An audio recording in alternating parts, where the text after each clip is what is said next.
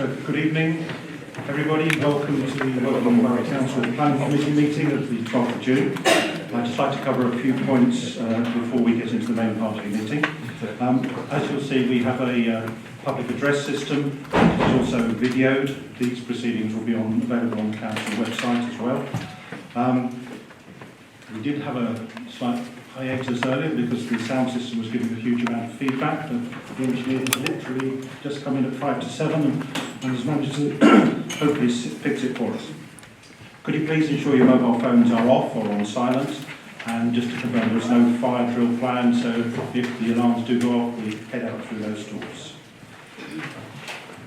You'll see from the camera positions that the committee members, council officers and registered speakers will normally be recorded, but speakers may ask not to be filmed, but their comments will be audio recorded.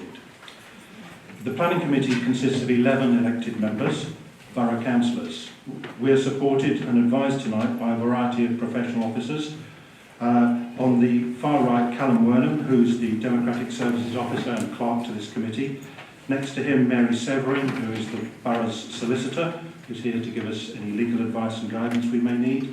On my immediate right is Councillor Chris Bowring, who's Vice Chairman of the committee. I'm Councillor Simon Weeks, I chair the committee. On my left is Conor Corrigan, who is the officer responsible for the Strategic Development Locations Delivery Manager. And next to him is Judy Kelly, who is the Highways Development Manager. And the planning officers tonight's application I'll set to the side there. To my left and right are the borough councillors who are on the committee tonight, who include representatives from all 4 political groups on the council. So the procedure, this is quasi-judicial committee with formal set procedures and conduct. Firstly, the planning officer will present each application. Then I will call in turn only those who have pre-registered to speak. Please come to the table. The microphone is controlled by the button at the base. The time limit for the first item, because it's a large application, is 6 minutes, and for all the other items on the agenda it is 3 minutes. And that will be strictly enforced, so please ensure you get your key points across rather than get to your key point and the microphone is cut off. Members of the committee are obviously interested in the quality of what you say rather than the quantity, and I must emphasise that only those who have pre-registered to speak may do so. No others, including town or parish councillors, agents, applicants, objectors or supporters, are permitted to address the committee, ask questions or interrupt or disrupt the meeting. Following the planning officer's presentation and the comments of registered speakers, the planning committee members will consider, question and seek clarification for the application and hopefully reach a decision which may or may not agree with the planning officer's recommendation.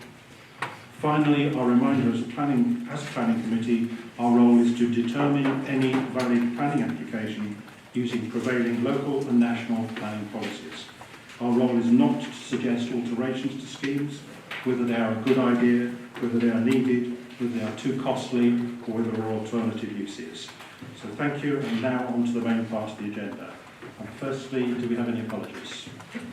Apologies submitted from Councillor Angus Ross, Chair. Okay, so that means 10 of the 11 members are present this evening. Now we have minutes from the previous meeting. Are there any alterations to those minutes that anyone wishes to make? We should have copies of the meeting at which we elected the chairman and vice chairman and the previous meeting in May. Does anyone have any issues with any of those? Corrections? Chairman, it's been pointed out to me that there's some typos on page 6 and page 7. They're just very minor. On page 6, where it says Rochelle Shepherd Debate stated that Winnish, it should be area, not art. Okay, so we'll make that change, please. And then on page 7, on the, again, unfortunately, where it says Rochelle Shepherd Debate stated, it says dull, it should be full, Chair. No, never dull. That's the first one.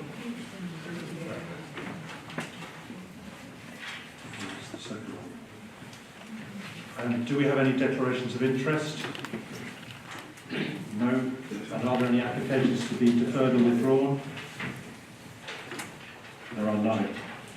Okay, finally, before we start, I'd just like to thank my previous colleagues on the planning committee, councillors Wayne Smith, Bill Soane, John Jarvis and Tim Holton, for their previous service on the planning committee. So the first application is land south of Cutbush Lane, and I'll be handing that over to the officers to present. And it is currently recommended with a recommendation for conditional approval. So over to officers. Thank you, Chairman. The application before us tonight is a full plan application for erection of 249 dwellings, new public open space, landscaping, surface water attenuation, access and associated works at land to south of Cutbush Lane in Shinfield. In terms of background to the site, the site was allocated within the South M4 strategic development location as identified by the core strategy. The site is roughly outlined in red and is to the south of Cutbush Lane and to the east of Shinfield. The site is closely related to the almost completed Littlebrook development to the north, and the site was identified by a supplementary planning document, and in total 375 dwellings were allocated for land to the north and south of Cutbush Lane. This site makes up a balance of 249 units with 126 homes delivered at the Littlebrook site. Turning now to the details of the application, this is an aerial photograph of the site with the site outlined in red. The Littlebrook development can be seen adjacent to the site, which is at the build-up phase. That's pretty much complete now. To the east is the Eastern Relief Road, and to the west there is existing residential development along Oaklands Road. Footpath 7 is also located to the west of the site, and a permissive path lies to the south. In order to inform the layout, the applicant has undertaken a character assessment to understand the constraints of the site and establish a street hierarchy. Significant revisions to the plans have been made in response to officer advice. At the front of the site there is a Cutbush Lane frontage. This has linear development that follows established built form along Cutbush Lane.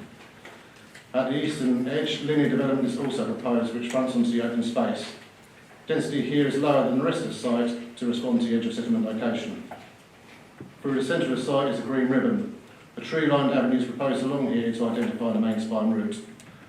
Beyond this is the lanes character area. Here housing has a less formal layout and a defined perimeter blocks. This is the layout for the site itself. At the east there is landscaping adjacent to Eastern Relief Road and drainage features. At the south of the site there is public open space, which includes the children's play area. At the east there is a good level of separation to existing residential dwellings on Oaklands Road, divided by the road which links to the proposed houses. A full assessment of the amenity is outlined in the report, and no significant impacts are envisaged. At the north is a Cutbush Lane frontage with a less formal layout, and a couple of pockets of open space are incorporated in the site at the frontage to soften the impact of the built form.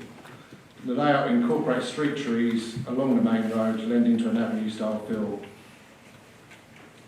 In regards to building heights, all the houses are 2 stories in height, as shown in dark pink.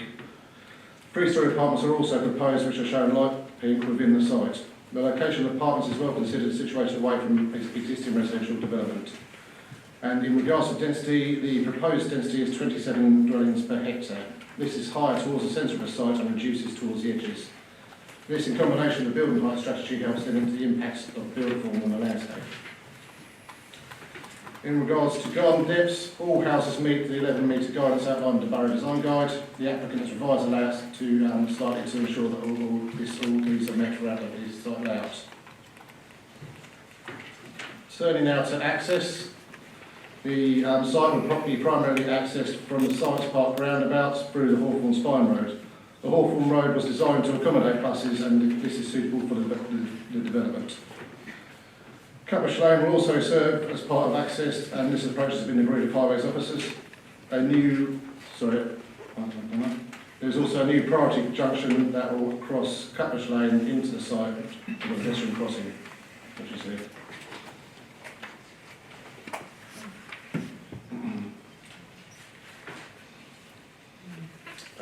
A secondary access point is also proposed for 12 dwellings fronting onto Cutbush Lane, and a further emergency access is located towards the east of the site. A footpath is proposed to the east of the site, which will link onto the Albertfield Road and will be secured through the Section 106 agreement.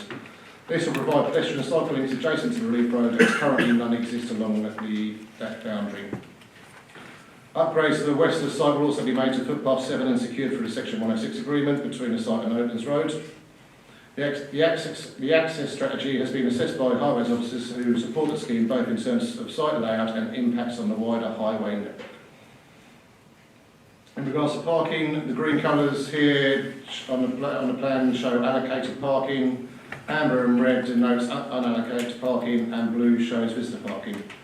Further garage parking is shown in lilac, which has not been included in the parking calculations. In total, there's 510 spaces comprising of 415 allocated spaces, 95 visitor and unallocated spaces.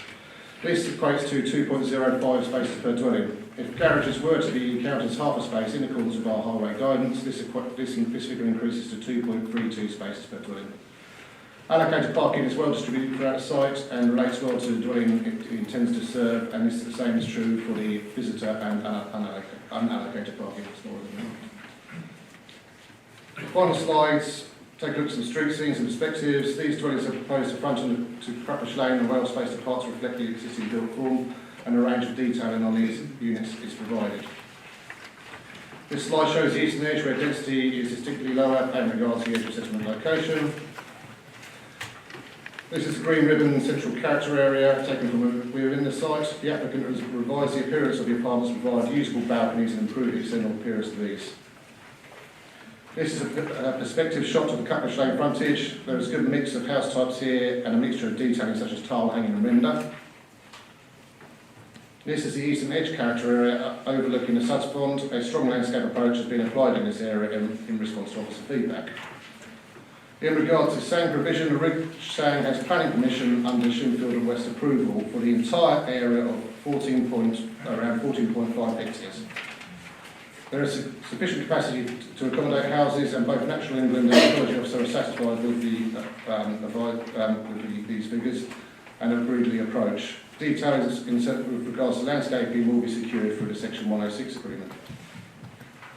So, to summarise, the site is allocated within the STL and has been identified by the core strategy and the South M4 supplementary planning document. The application is considered to be policy compliant and in accordance with the supplementary planning guidance.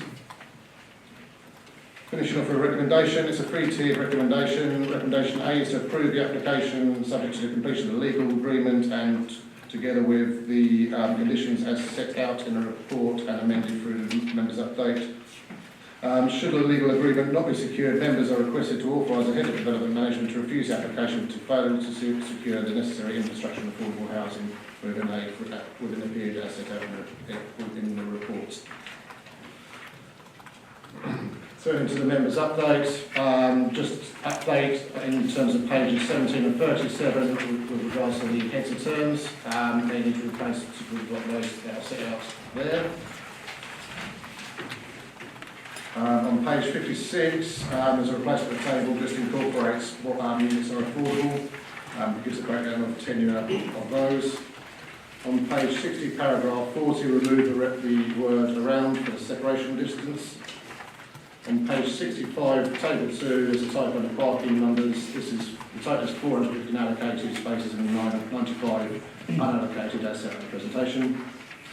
Page 65, paragraph 74, remove the word additional with regards to visitor parking and replace 99 with 95 spaces. And page 66, paragraphs 83 and 84, clarity on the SANG in terms of the area. As set out, it has been consented. The full 14.4 hectares was approved under the Shinfield West Planning Permission. This is something we can't revisit under this application. Thank you, Chairman. Okay, thank you, Chris. Now move on to the registered speakers. Firstly, we've got Jack Hatch, Hilary Murdoch and Mark Chatfield. I think you've got 6 minutes and you need to manage how you use that 6 minutes in total between you. Thank you.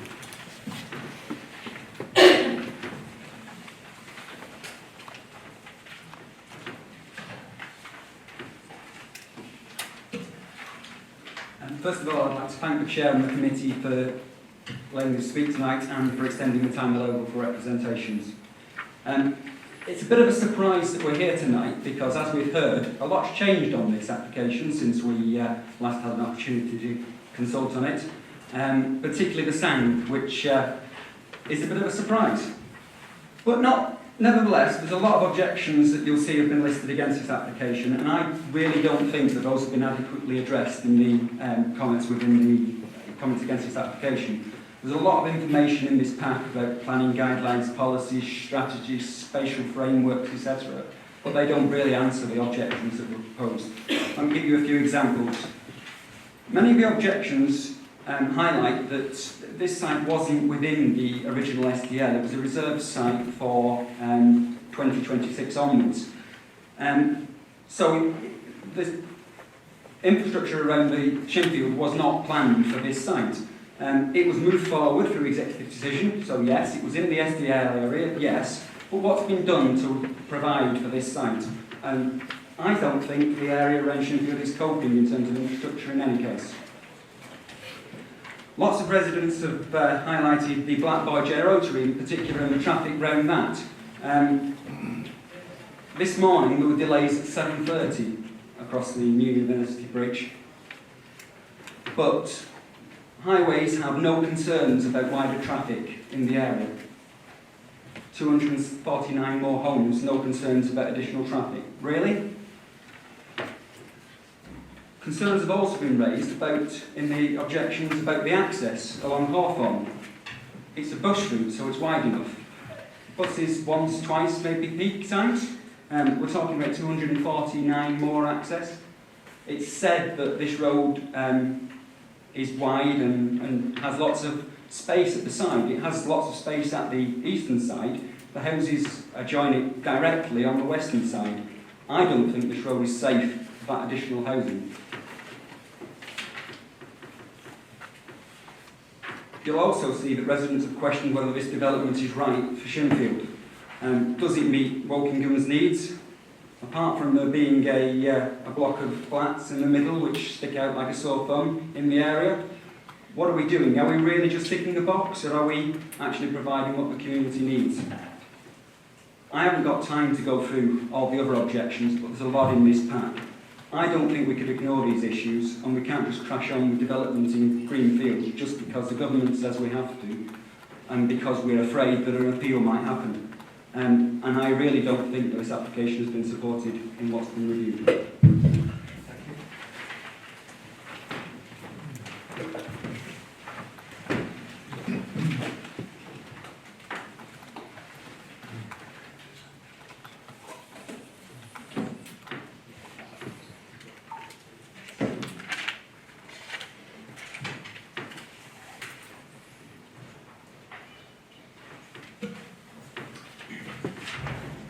As Jack has already pointed out, it's disappointing that further consultation hasn't been afforded to this application in accordance with National Planning Policy Guidelines and working design policies. However, there are numerous areas of concern. Here are just a few. Archaeology. The desk-based report states that artefacts are likely to be found on the site, but then summarises that these are likely to be of little value. An opinion, not based on fact. And as Shinfield was once a historic village, there's no evidence to support this opinion. Pollution. During the recent residents' petition debate, members stated that no air pollution measurements have been undertaken, confirmed by the Council's own reporting on air monitoring. With no baseline measurements, it's impossible to establish the impact of this development on residents' well-being. Traffic. As highlighted by Jack, the cumulative impact of current development yet to be started or completed along with this development on the wider traffic problem is not addressed. Merely concentrating on traffic within the development is meaningless. Traffic access, Jack has covered this point, but just to add, the response to the concerns about Hawthorne Way that states there is a level of traffic in this area, hardly a scientific response or of any comfort to the residents. Pedestrian access. Pedestrian access to local facilities will be via an unmade private road or by crossing one of the major through roads. This access would entail a 15-minute walk each way, which is likely to result in residents driving and increasing traffic journey volumes. Both access routes have inherent risks to pedestrians that have not been assessed or documented. ecology, a limited reptile report was undertaken in August/September. Natural England strongly recommends that reptile surveys are not undertaken at this time of the year. Objection responses. Residents take time and effort to participate in local planning and rightly expect comments and concerns to be appropriately answered. There are many examples that are less than appropriate. For example, several residents' concerns relate to local health services. The response there is spare capacity. Any resident will tell you that is blatantly not true, as local GP surgeries are operating at 50% more patients than the national average. GPs are resigning due to extra pressures of working in the area. Whilst this may not be a meaningful planning objection, it is of serious concern to residents and deserves a better answer. Conditions. Recommendations for approval come with a range of conditions. At a time when the planning officers and staff are stretched and under significant pressures, what confidence can the residents have that any of these conditions will be enforced? Based upon the above, I cannot see how the committee can give a stamp of approval to this application. Thank you. That is your time. Did you want to make a very brief statement, because you are already 1.5 minutes. 1.5 minutes? You've already had your 6 minutes. Did that include a swap over? It did, yes. We Yeah, don't- could you perhaps go to your conclusion on that? just read it out. Can I just read it out? 1.5 minutes? You were allocated 6 minutes. You've had 6 minutes. What I'm suggesting is, could you get to your key Simon, points? if I'd have known that was the case, I've been leaping up, not having a drink, and all the rest of it. It wasn't indicated. That one's part of the So, you stopped the clock. Fine. So your time, you did speak for the full 6 minutes. You're saying the changeover is not included in that. Okay, so that's it. Okay, so we now come on to the next speaker, which is Nick Patterson-Neal from Barton Wilmore, the agent, and Dan Bradbury from Bellway Homes. Again, I will hold you strictly to the 6 minutes.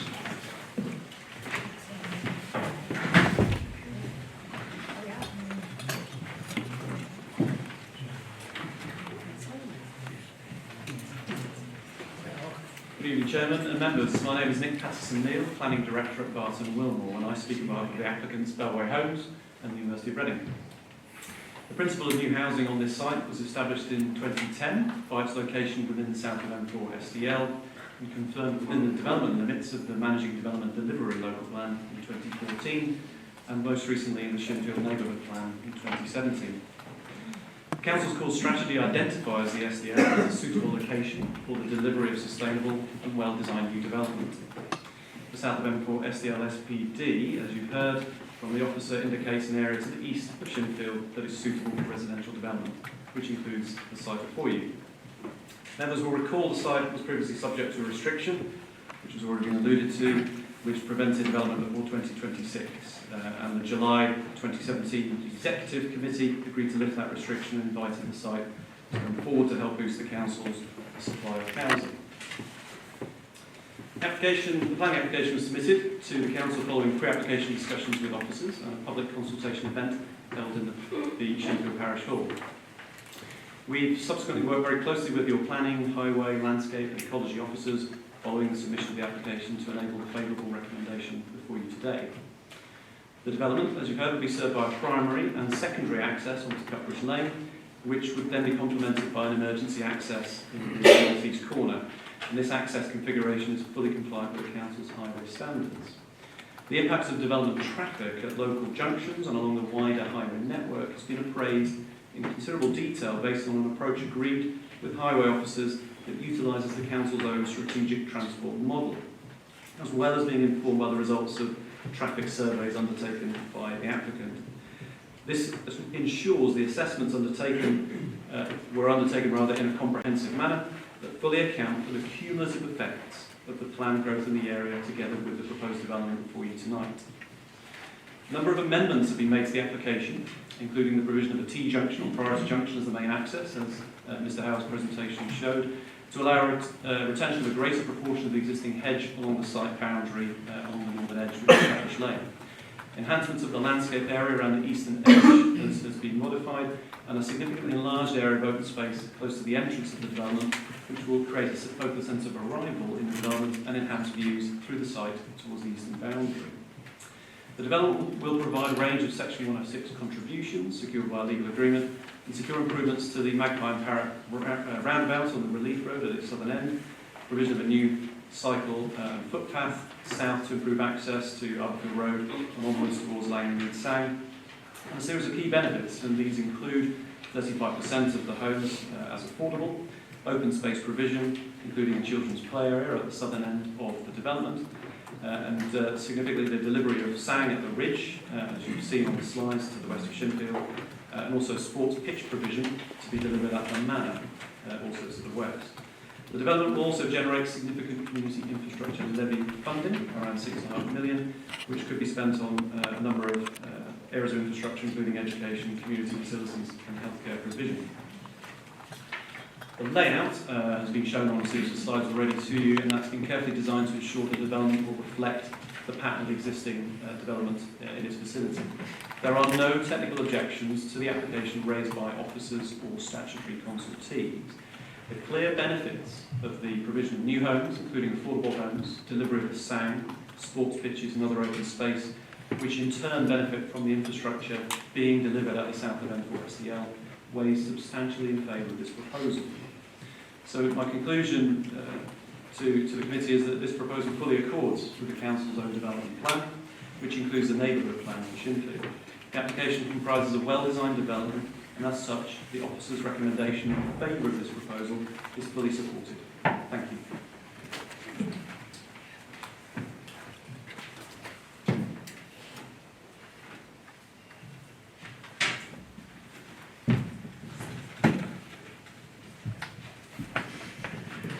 Okay, thank you. And now we come on to ward members. We have two ward members now to speak. Firstly, my colleague Chris Barring will read out a statement by Jim Fruin, Shinfield ward member, and then we have live comments from Charlotte Ellis Taylor.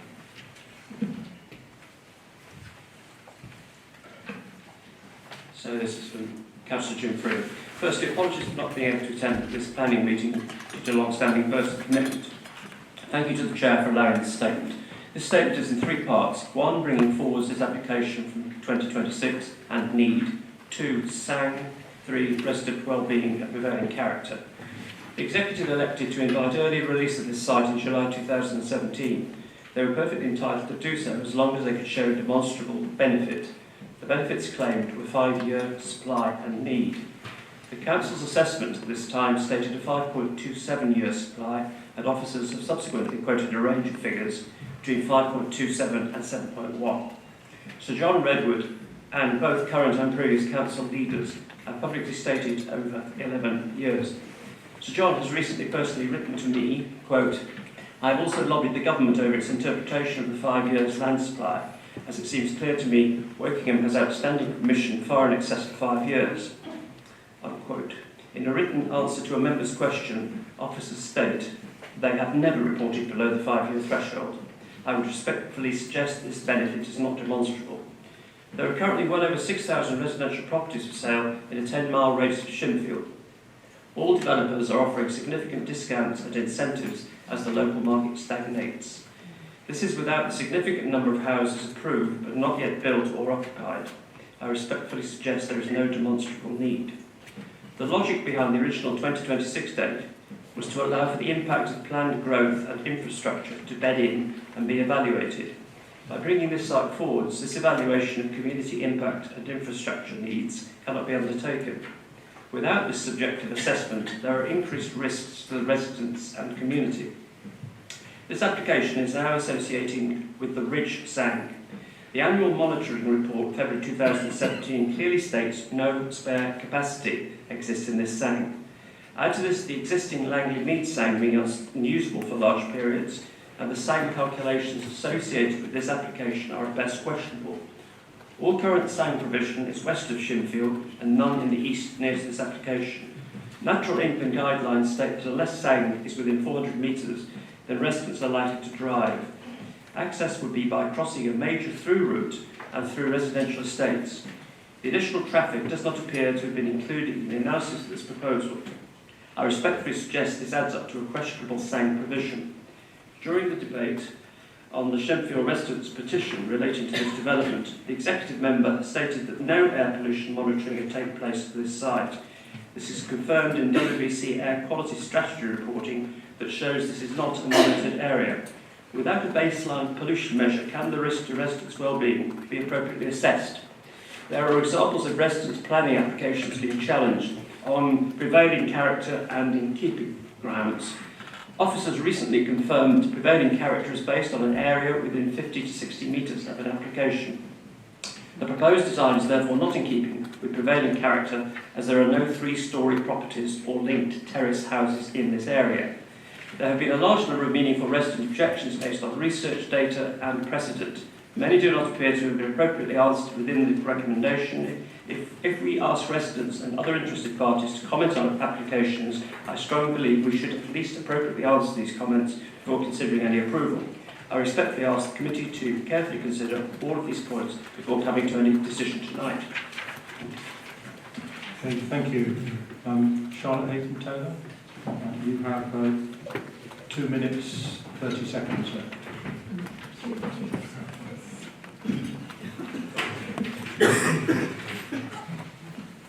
I'll have to read faster. So excuse I'm here tonight to speak on behalf of the residents I represent in Shinfield South and the wider area affected by the development of this site. I acknowledge that some members of this committee are very familiar with this application as it's been here before in a different guise, and some members, of course, are new to this council. Last time, members spent over 1 hour talking about the suitable alternative natural green space at Langley Mead to mitigate this development. A green space that is underwater today, and indeed for much of the year. Now we're told that it needs no extra SANG. This is somewhat disappointing, and I feel that not only for the members who have wasted their time over this matter, but also for our residents. It is, if this is granted, we lose out on extra provision of green space for our residents to enjoy, and more of it has been eroded at pace by more development borough-wide. Development in this village will lead to the village doubling in size, and what I can tell the committee is that the roads in our area are already full to capacity. Much like our residents' patients. And by building 249 new homes here, developers will push the community to breaking point. I'm the first to admit that I took the officer's advice to bring this site forward from 2026. However, that decision was based on advice that the borough's land supply at the time was perilously close to 5 years at 5.27. However, this is not the case today, and this application is very much premature. Today, the borough's land supply is at 6.83 years, with over 8,100 permissions granted and not even started. This is not even taking into account the south of the Wokingham SDL. This application is also premature because there is no Section 106 agreement completed at this point. This planning application is on the fly, and I ask the committee to consider if we want to see a diminution of property contributions to mitigate this development. If this agreement is written up, we will see this if this is done on the 12th hour. I would also like assurances that should we get to the 6 months, as per the informative on page 37, and that is not met, that if we are granting permission tonight, we ask that this permission then falls away. Currently, this is not a condition, it's just an informative. But this is not good enough for the residents of Shinfield South. I didn't get onto the design elements, but there are massive considerations that need taking into account: the 3 stories and the fact that the children's playground is right next to a bike path. That is not good enough. Thank you. That concludes the registered speakers. This is the stage where we now turn this over to the members to consider and potentially to determine.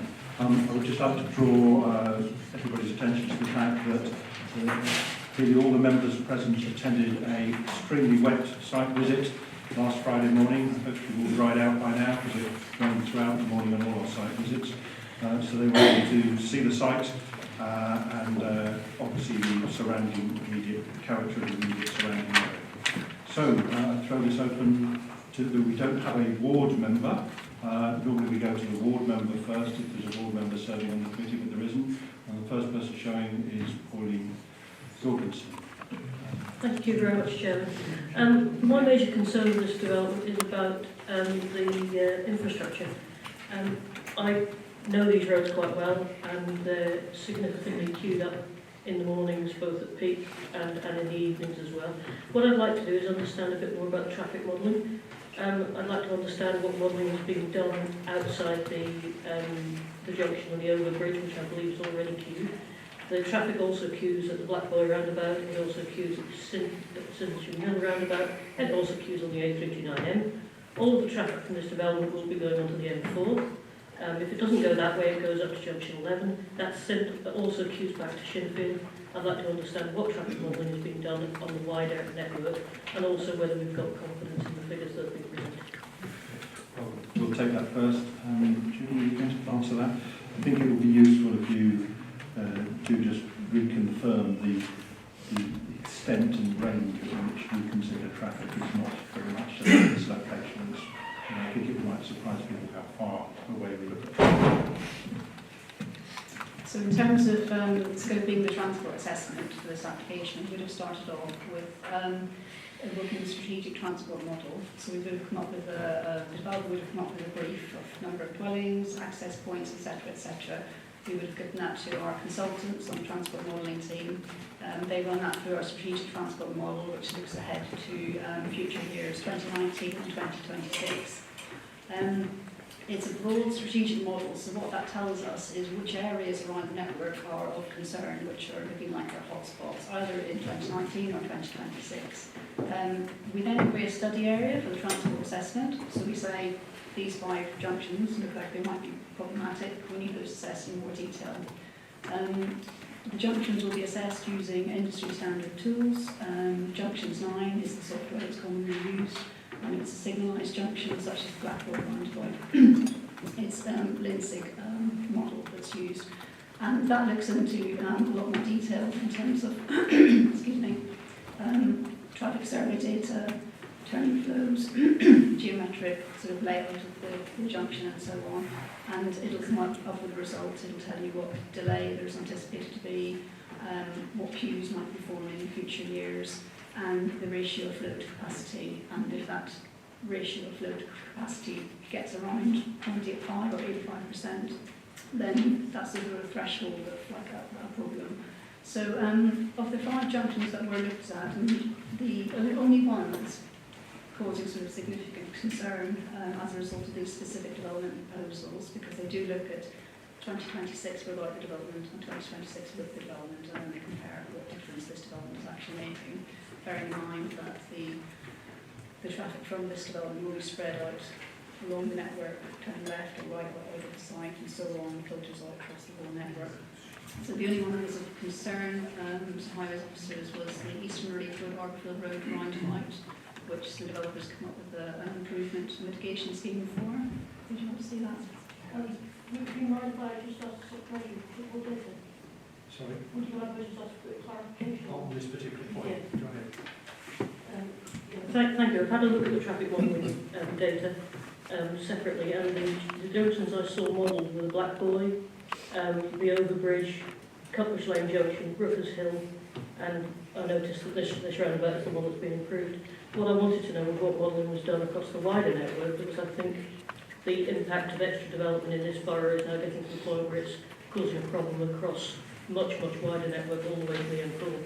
And the modelling only seemed to cover a very close area.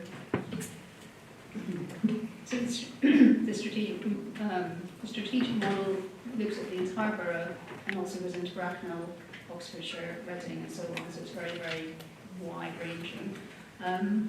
The 5 junctions that we looked at for this application were the site access, which is pretty standard, the Science Park, Eastern Relief Road, Roundabout Junction, the A327 Arborfield Road, Highland Road, Roundabout Junction, the Eastern Relief Road, Arborfield Road, Roundabout Junction, which is the one shown on the screen, the Black Boy Signals Junction, which was quite an extensive piece of Linsig analysis that linked up all the different signals and all the approaches to that roundabout. and looked at the impact that each of those sort of signals are having on each other, just to be comprehensive. The other thing that's noted in the transport assessment was that the circulatory carriageway, the Black Boy roundabout, is currently marked out as 3 lanes, but there is hatching, so there's potential sort of capacity in the future to increase that to 4 lanes if needed. So it's quite a robust assessment. If that answers the question. I think it might just also be worth pointing out the council's traffic modelling, which I've had a quite detailed presentation in the past, is the model we use is not some black art where people sit there and have a guess at where the traffic is going. We are actually able to acquire data of every car that has a mobile phone in it. It's completely anonymised, and we know at what point that car enters the borough, and we know at what point it goes through the borough, on which junctions it goes through, and we know where it leaves the borough. So we actually have very accurate data on what currently traffic is doing. I appreciate that that's data, and our first-hand experience is sometimes different. But in terms of planning ahead, you have to have some kind of data to back it up. Right. Do you want any further questions on that point? I'd just like to understand why we didn't look at the Signature Mill roundabout, the roundabout, Showcase Cinema, and the Junction 11. So those junctions wouldn't have flagged up specifically from this development, otherwise they would have been shortlisted for detailed analysis. Sorry, so where did we think traffic was going to go after it got to Black? The thing is, it disperses out in different directions. So in the AMP, there's 56 traffic movements going through the Black Boy roundabout. Obviously, they split up in different directions. The further away you get, you're not just looking at 1 extra vehicle or 2 extra vehicles per junction. So in terms of the end you get, in terms of looking at significant harm on the network, it's not something that we can really ask them to do a full assessment of. Okay, I had a question relating to one of the 5 areas you looked at was the junction of Eastern Relief Road roundabout with the Science Park. Presumably, is that modelled based on the full employment capacity of the Science Park, which is obviously nowhere near capacity? Yes, it would have been. So for 2026, all the community development that's in the local plan is in the model. Thank you, Chairman. I actually have 3 questions. The first of them, we believe to know, has already been asked very effectively by Pauline, so I don't need to pursue that at the moment. Could I just ask 2 questions then? The first relates to the so-called alternative recommendation on page 37, which I was slightly puzzled by because I couldn't see at first glance why that was there when we have in the first recommendation A, what seems to be a conditional approval, conditional on these things being done, and then we have another recommendation saying if they're not done, we'll do this. So I was a bit puzzled by that, and I wondered whether it was indicating that we hadn't got to the stage where we were confident that these vital infrastructure elements were actually going to be in place. I would like some clarification on that before I turn to my second. Yeah, I was going to encourage you to do that so we don't mix them up. I asked much the same question to Connor on Monday, and Connor, I invite you to explain to the benefit of the committee. Thank you, Chair. Yes, so the reason we put this additional reason on for recommendation is that in occasions in the past we've been negotiating with developers. Section 106, the legal stuff went on for ages and ages and ages, but because we didn't have this on, we couldn't refuse the scheme. So basically what it does is it applies pressure to developers to actually have a timescale to sign up to the legal agreement they've agreed to before they come to planning committee. In this case, we're almost there. We're probably a couple of days away from finishing it up. So all the items and all the monies and items that will be secured are already agreed. So in essence, it's just finalising the very final bit. So it's really just a backup clause for officers in case they start going away from it. Okay, thank you. My second point relates to page 44 of the agenda, where this is the objection raised by the parish council and local residents, and I'd like to draw attention in particular to, on page 44, the second box down, the use of the three-storey buildings, which it seems very legitimately to me is said to be out of keeping with the rest of this part of Chinfield. Now the response, the opposite response, is there are three-storey elements in Chrysanthemum Drive and Fuchsia Drive, I think it actually is Fuchsia Road. And as far as I'm aware, those are north of Cutbush, the west, and actually quite a considerable distance from the proposed development site. So I would say they don't actually provide precedent of the kind that's being advanced here for saying that this is part of the character of the area. That strikes me as a problem. Several people have raised this issue of the three-storey element, and I think that's actually really important. Thank you. There are three-storey examples of three-storey development. The ones in Fuchsia Grove and Crescent Drive are quite close to the development site itself. They're not that far away. Could we look at that on the map?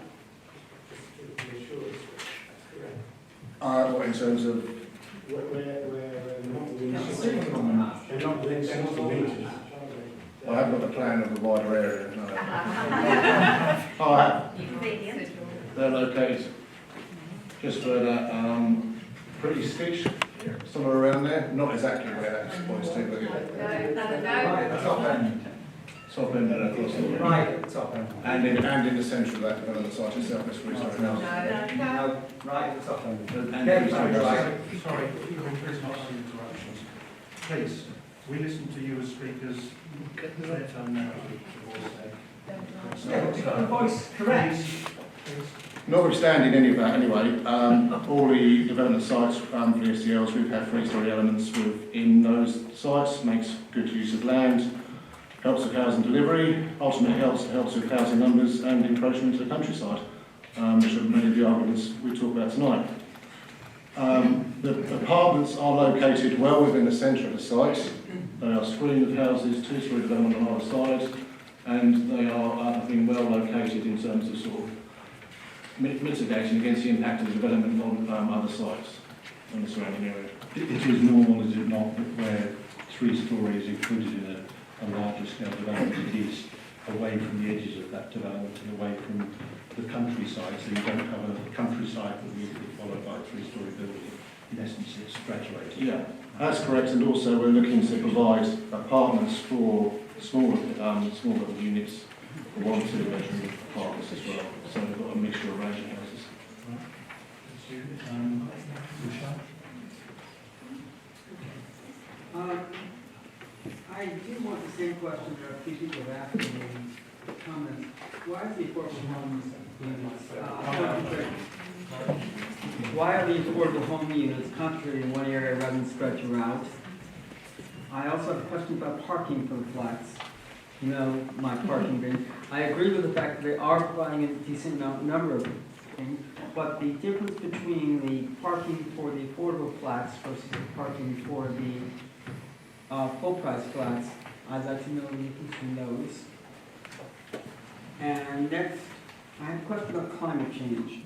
When I asked at the briefing, they said they didn't like photovoltaic panels because they were ugly, and they said they were going to be using enough insulation around the buildings that it wouldn't cause a problem. However, to the best of my knowledge, that does not actually generate electricity in the process, and most of the gadgets we have now use electricity, and we're probably going to get more gadgets over time. And I believe climate change is more of a overriding reason than ugly.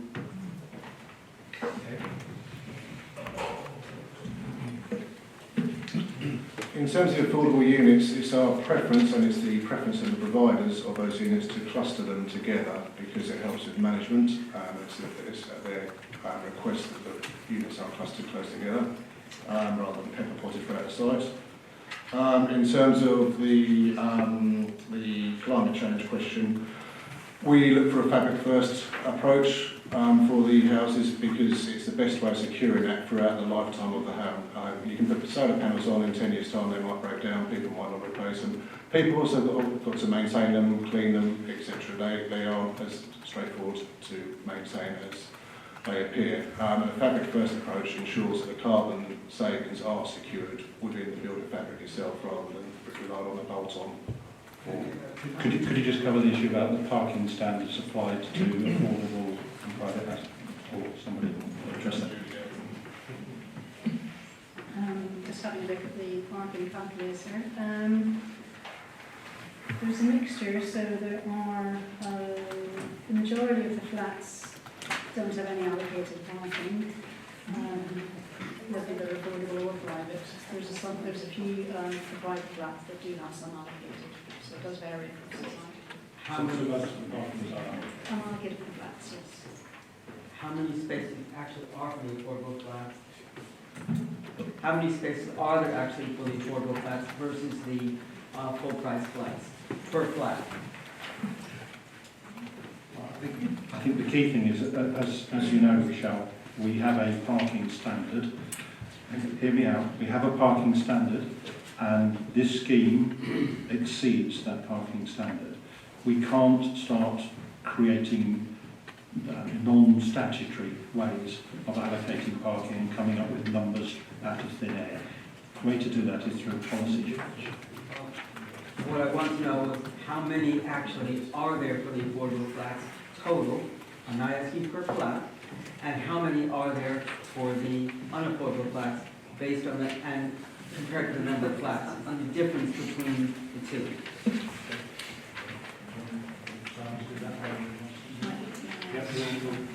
We will get you an answer to that, Michelle. Okay, next is Gareth. Thank you. I think residents need to fully understand how these decisions are taken and how they evolve. I think it's very important because then you get an understanding to where we are at the moment. Officers meet with the senior councillors and they decide policy in private meetings. On the conclusion of those meetings, they take that proposed policy to the groups, and that group then decides yes or no to going ahead with it. And then, if the majority agree to it, then it ends up in the public arena at a council meeting or an executive meeting. And this actual planning application followed that route, and it was on the basis that although we had a land supply of 5.27 years, there was a demonstrable benefit in that actual land being released, because it really would make life easier for the council in defending planning applications that went to appeal. So in July 2017, they took that decision to release the land. The problem there now was that once the decision was taken, it actually undermined this committee, because this committee must now take note of that, as the officers have also advised me, that this is a material consideration. So had that decision not been taken then we could have actually looked at this as we're meeting a 5-year housing land supply, it's a reserve site, so therefore it could be left for another day. They could still appeal against it, and we would go through the planning process. Gary, if I could just stop you there. You raised an issue relating to policy that was obviously we, as you quite correctly say, are now tied by. I'm just going to ask the borough solicitor just to provide some clarification. Mary, could you oblige?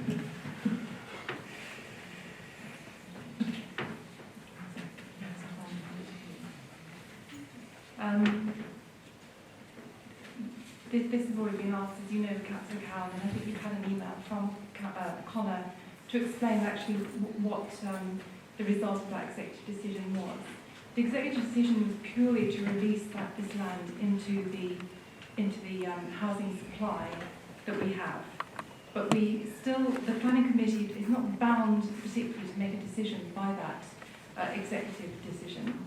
We still have to take into account all of the policies, all of the relevant material considerations, all that decision did was release the land into the housing land supply to mitigate the problems we had at the time with housing supply. So we're not, this committee is certainly not bound by the executive decision. It's simply part of the housing land supply, like many other applications, obviously like all of the SDL applications that you have considered. I was actually going to make that point, and it's in the notes that are here in front of me, so Mary, if you hang on a sec, we'll get it right.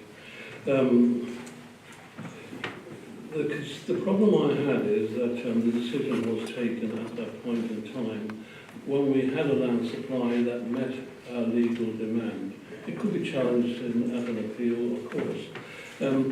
What it did, in a way, made no sense, because an appeal in Early, which was announced 5 days ago, last Friday, said that the residential development of a site for 59 houses is acceptable in principle, notwithstanding the council's housing delivery figures and a supply of deliverable sites in excess of the 5-year requirement, and we were quoting earlier on as 6.83 years. And the reason they gave, the inspector gave, is this. The 5-year housing requirement provision of housing in this accessible location would support the government's objective of significantly boosting the supply of housing as stated in paragraph 59 of the planning policy framework. So the point I'm trying to make is it was naive to release this site on the assumption it would protect you from a 5-year housing land supply, and last week inspectors took a decision that it wouldn't, that it had no relevance, that the NPPF trumped the local plan on the 5-year housing land supply. And this is why I asked officers to clarify that position, and I was told that any scheme would be assessed against adopted policies and standards, and where a scheme fails to comply, the planning authority and planning committee can reject these irrespective of site allocation on housing land supply. It went on to say, that said, the planning committee cannot ignore or disregard the fact that this allocated housing site has been released by the council's executive, but the committee must be given the appropriate way. They are the precise words the officer wrote to me. However, having a 5-year housing land supply does not in itself justify a reason for refusal in principle. So why did we release it when in principle it didn't have to be released? It could have been determined on its own values and not actually be looked at the way it was. And we now get into the actual detail of the plan. I had raised issues with the officers about the SANG, and I was very concerned that the SANG, as I understood it, was 11.7 hectares, and that wouldn't meet the requirements because it was deemed full. Only to be told that no, it was 14.48. But I then took the matter again up with the officers, and I got confirmation, if I find it, that yes, the whole SANG applied, but I then asked for it.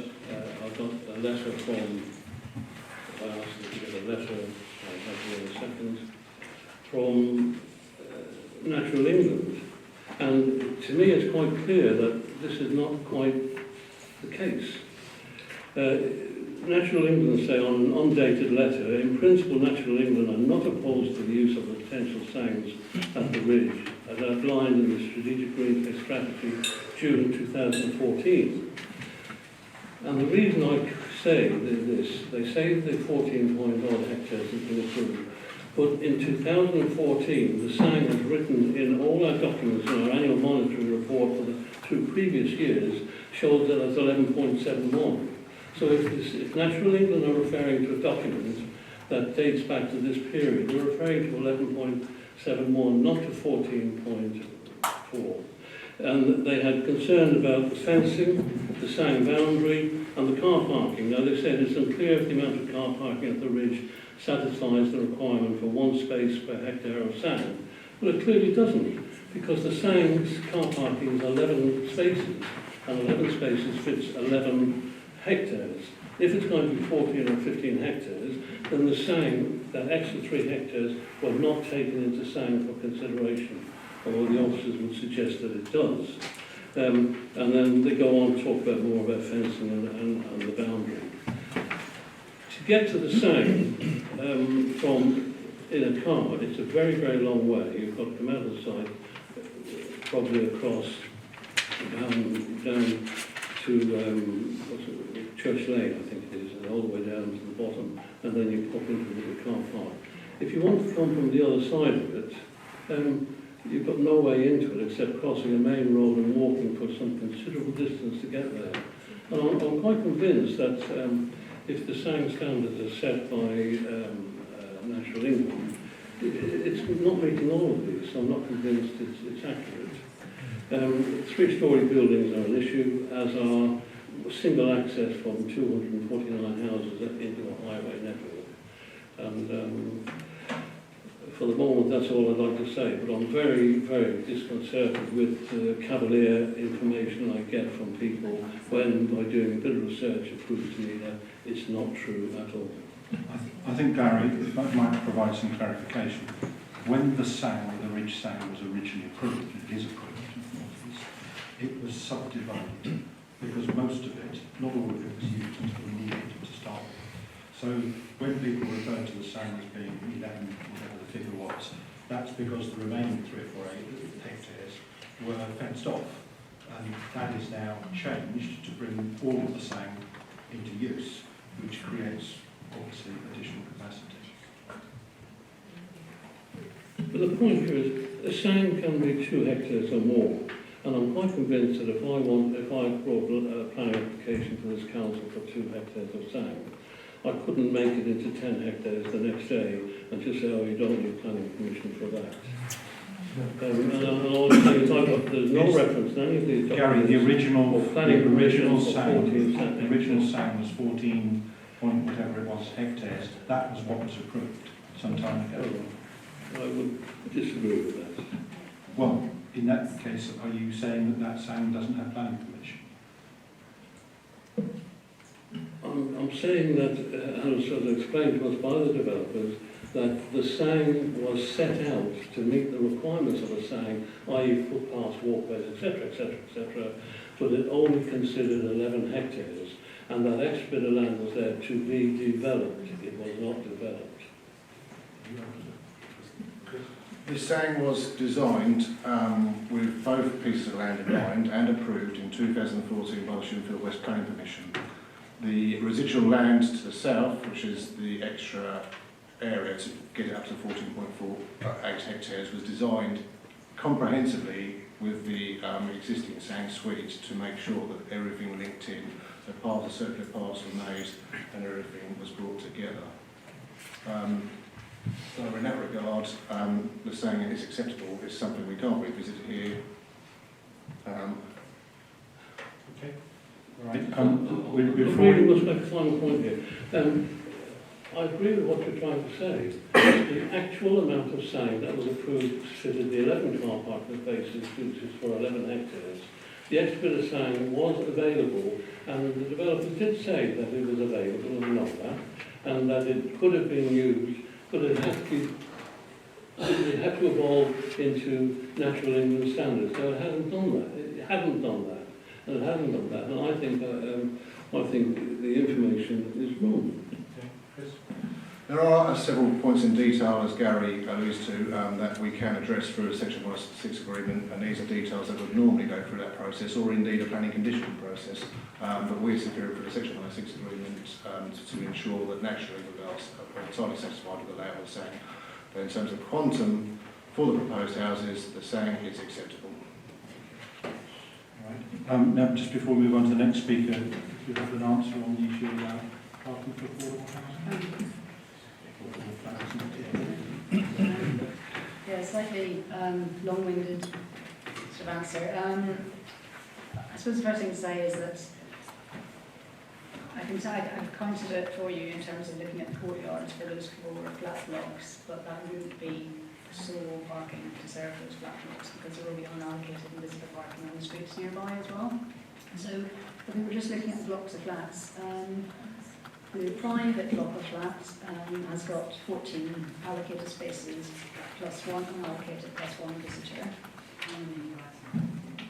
So block 4 is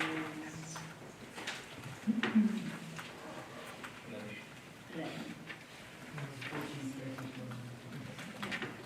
So some of those are the 2 each. So that's block 4. Block 3.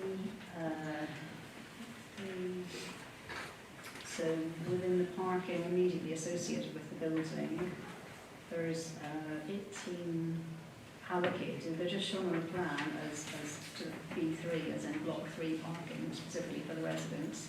In addition to that, there's one visitor space plus 3 unallocated spaces.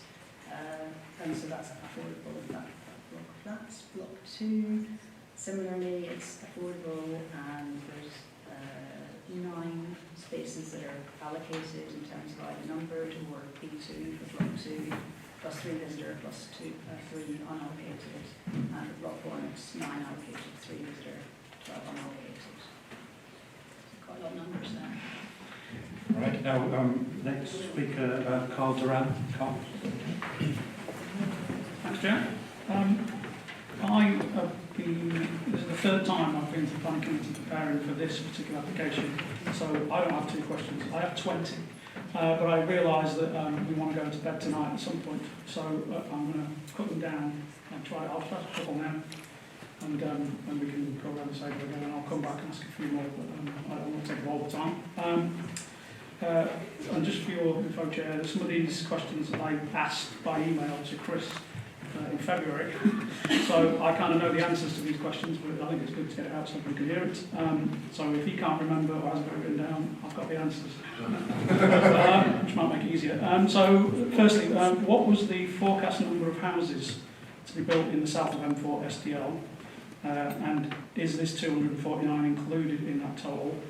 Also, how many have been completed, i.e. how many, how many are finished now? As opposed to out of that total. Also, can you explain the tenure mix of the affordable housing on this site? And the next question is, can you explain, is lack of healthcare infrastructure a material consideration? Because it's mentioned in the application, not having it being one. And the fourth question, and final one for now, is can you explain how this site came forward? Because I've read most of the documents. I've had 6 months or so to look at the online planning docs, and I'm still confused.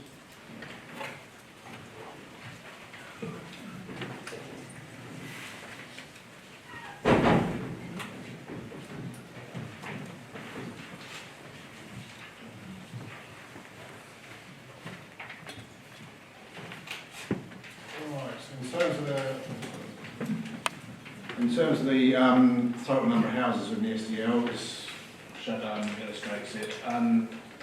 There is no maximum put on the number in the supplementary planning document, and that is, I'm not making it up, that is within the supplementary, it says of around, it's not a maximum figure.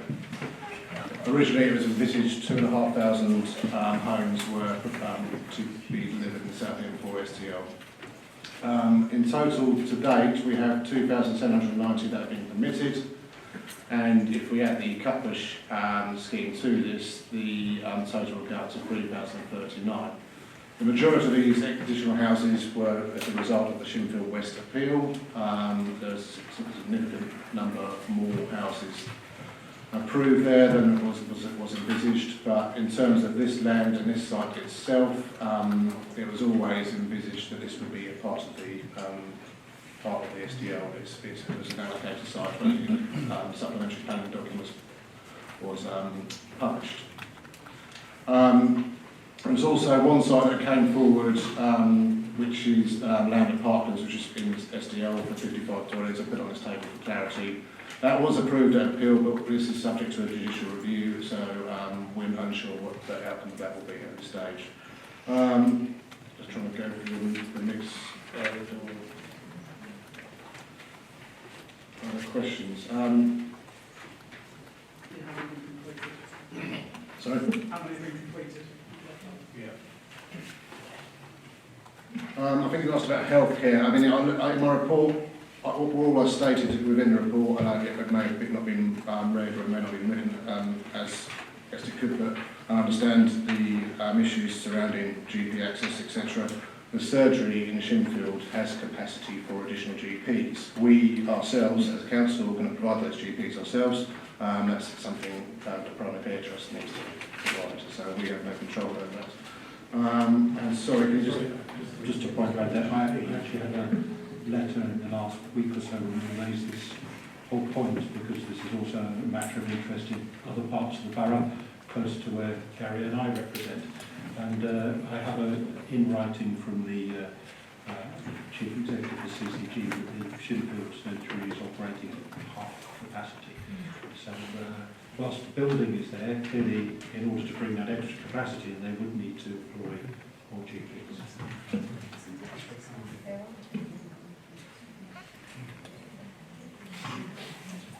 I haven't got an exact breakdown of the 10-year mix with me, but if you could, I'll refer to my email, sorry, I forgot to bring that. Yeah, the main thing is that normally we would expect yes, of course.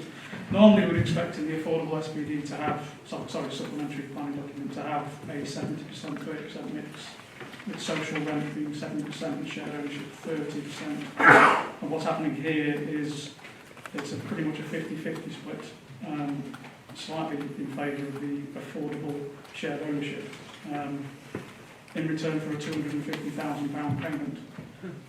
While I'm on, I might as well make a comment on that. I think that effectively means we're losing 18 social rent homes in return for 250k, which sounds like a very bad deal. And so that's kind of why I was asking when I asked that question, really, because I just want to know why we would do that, especially when, you know, the National Planning Policy Framework and the core strategy, I know it's our local plan is effectively out of date now, but I don't believe that the new local plan is going to say let's have less social rent housing. So, in terms of the mix and tenure of affordable housing, that has been to the Affordable Housing Working Group, who have agreed the mix as specified, and the commuted sum. So that's what I'm working with those parameters within. I'll just add to that. Obviously, the SPDs were, and the core strategy was set up a long time ago. So things evolve over time. The affordable housing mix on different sites have changed over that time in terms of what's required now. So in the past, we required larger units. I think we're back to smaller units now. We require more. So it does reflect what's on the waiting list as well. So that's why the numbers do change from what was actually set out originally. I think also the government policy changes the types of, or the varieties of tenure. I mean, it's a long way from when the only form of tenure affordable housing was a council house, and lots of other ways of getting your own property there. yeah, just like I say, I think it's utterly disgusting because we need to be providing a lot more social housing. In fact, that's what this council's policy says we should be doing. It's what the MPPF says we should be doing. And here's a chance to do it on site, and we're not doing it. So that's a real black mark for me in our list. And that's just one question out of my 20, of course. I think that was the 4. The only other thing I need to know was how many houses out of this 3,039, I think it was, 2,790 that have been approved so far have actually been completed. I'd accept a rough percentage even. Well, I got some figures today, and I don't know if it's this, but we've got 1,234 occupations across the South of M4 SDL as of March this year. So there's obviously a lot been built as well that haven't been occupied, but that's what occupations are at the moment. If I could just come back on that then quickly. When people are talking, this is what I've been saying for a few months now during the election campaign. That's what I'd say. When people are saying, the infrastructure's not good enough, the traffic's terrible, this is on the basis that all these houses aren't filled yet. I mean, only a third of them, pretty much. So, this is just the tip of the iceberg. We've still got some way to go. I did have Pauline's question, but you asked it really well and it got answered. But I just mentioned that I think there's a disconnect between what the traffic modelling is saying and what people are actually experiencing. I use those roads as well. I suspect some of that's coming from the fact that in the transport statement for this application, it mentions a Department for Transport circular that says, this is an old one from 2012, that says development should only be prevented or refused on transport grounds when the residual cumulative impacts are severe. So I suspect there's some box that has to be ticked to say severe, and we never hit it. But of course, you're still starting traffic. I would just point out two things to supplement what you just said, Carl. Firstly, much of the infrastructure on any of the major developments is actually triggered by occupation of houses. For instance, a school would not be provided, primary school would not be provided until the 500th house was occupied. So I take your point with the number of empty properties, but until they're occupied, they're not triggering the infrastructure. The other thing is to bear in mind the traffic modelling is based on the whole thing being built out by 2026. So the traffic modelling is based on the eventual traffic, not the current traffic position. So, next speaker, Andrew. Thank you. Like Councillor Duran, I too, and I suspect most of the councillors around this table have a very large number of questions, but I will limit myself to 2 questions. The first of these has been touched upon by Councillor Cohen and Councillor Duran, and it relates to the early release of this site. Could somebody please help me to understand better, in more detail, the reasoning behind inviting the early release of this site? I note in particular that Councillor Fruin explained in his submission that the stated logic behind the original 2026 date was to allow for the impacts of planned growth and infrastructure to bed in and to be evaluated. Surely with the early release of this site, that evaluation will not be possible. What assurances can be given? What has changed between the original decision to hold back the development of this part of the site until 2026? What has changed since then to justify the decision not to allow time for the infrastructure to bed in, to be evaluated? You're going to get 2 answers to that. One will be my layman's answer, then I'll hand over to the professional. I was part of that executive, as were other people in this room, who made the decision to release that site, and others, including a major site in my own ward. The decision was prompted by the fact that when you get close to the 5-year land supply, and you were right, we were above it, but we were getting very close, some developers challenge our refusals on the basis of going to an appeal and successfully persuading planning inspectors, who, as you know, are quite independent of this council, that the council's position in terms of land supply is not quite as rosy as the council presents it. And there were a number of cases where they were able to, using their well-paid QCs, to persuade planning inspectors that on that particular day, our land supply was 4.96, for example, and therefore appeals were being allowed.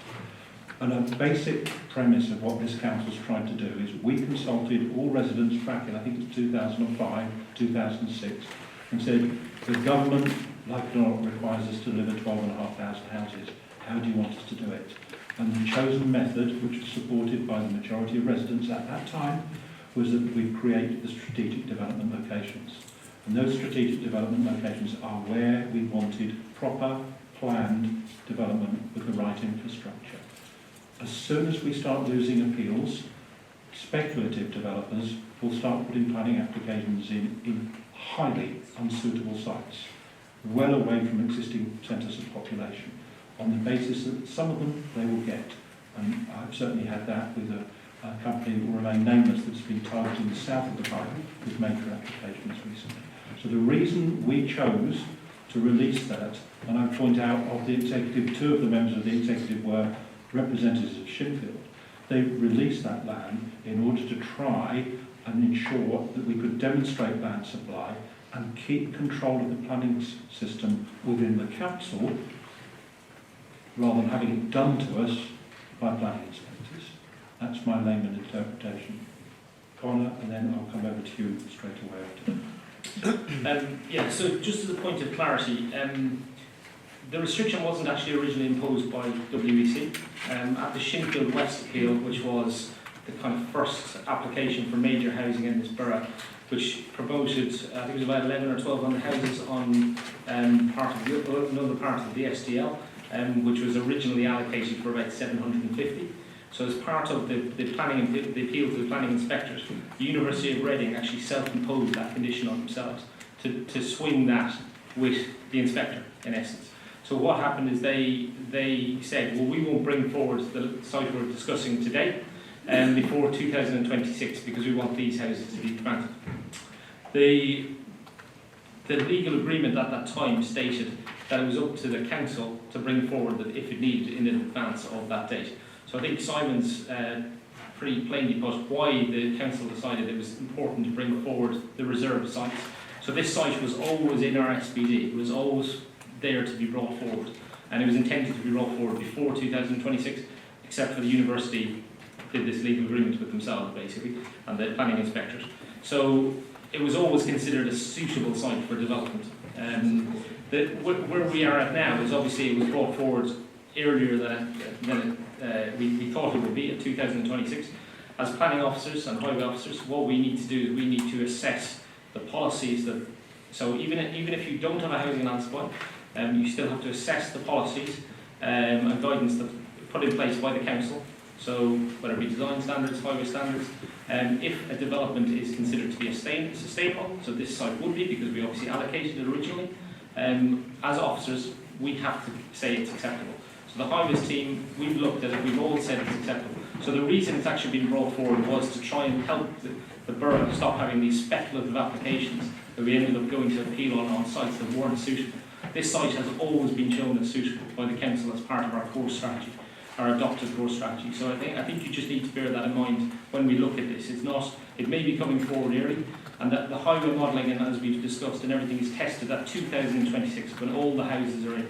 And our transport model gets updated every 4 or 5 years and it's constantly updated. So all that data goes into making us get to this decision here.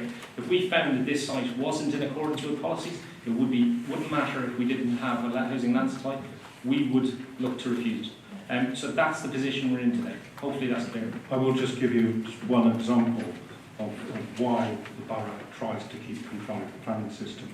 Several people have alluded, and Carl, you mentioned in particular, that the number of houses delivered in Shinfield is greater than the 2,500 we'd already envisaged. The South Shinfield site we had allocated for 750 houses. It went to planning appeal. The planning inspector allowed 1,200. Thank you, Chairman.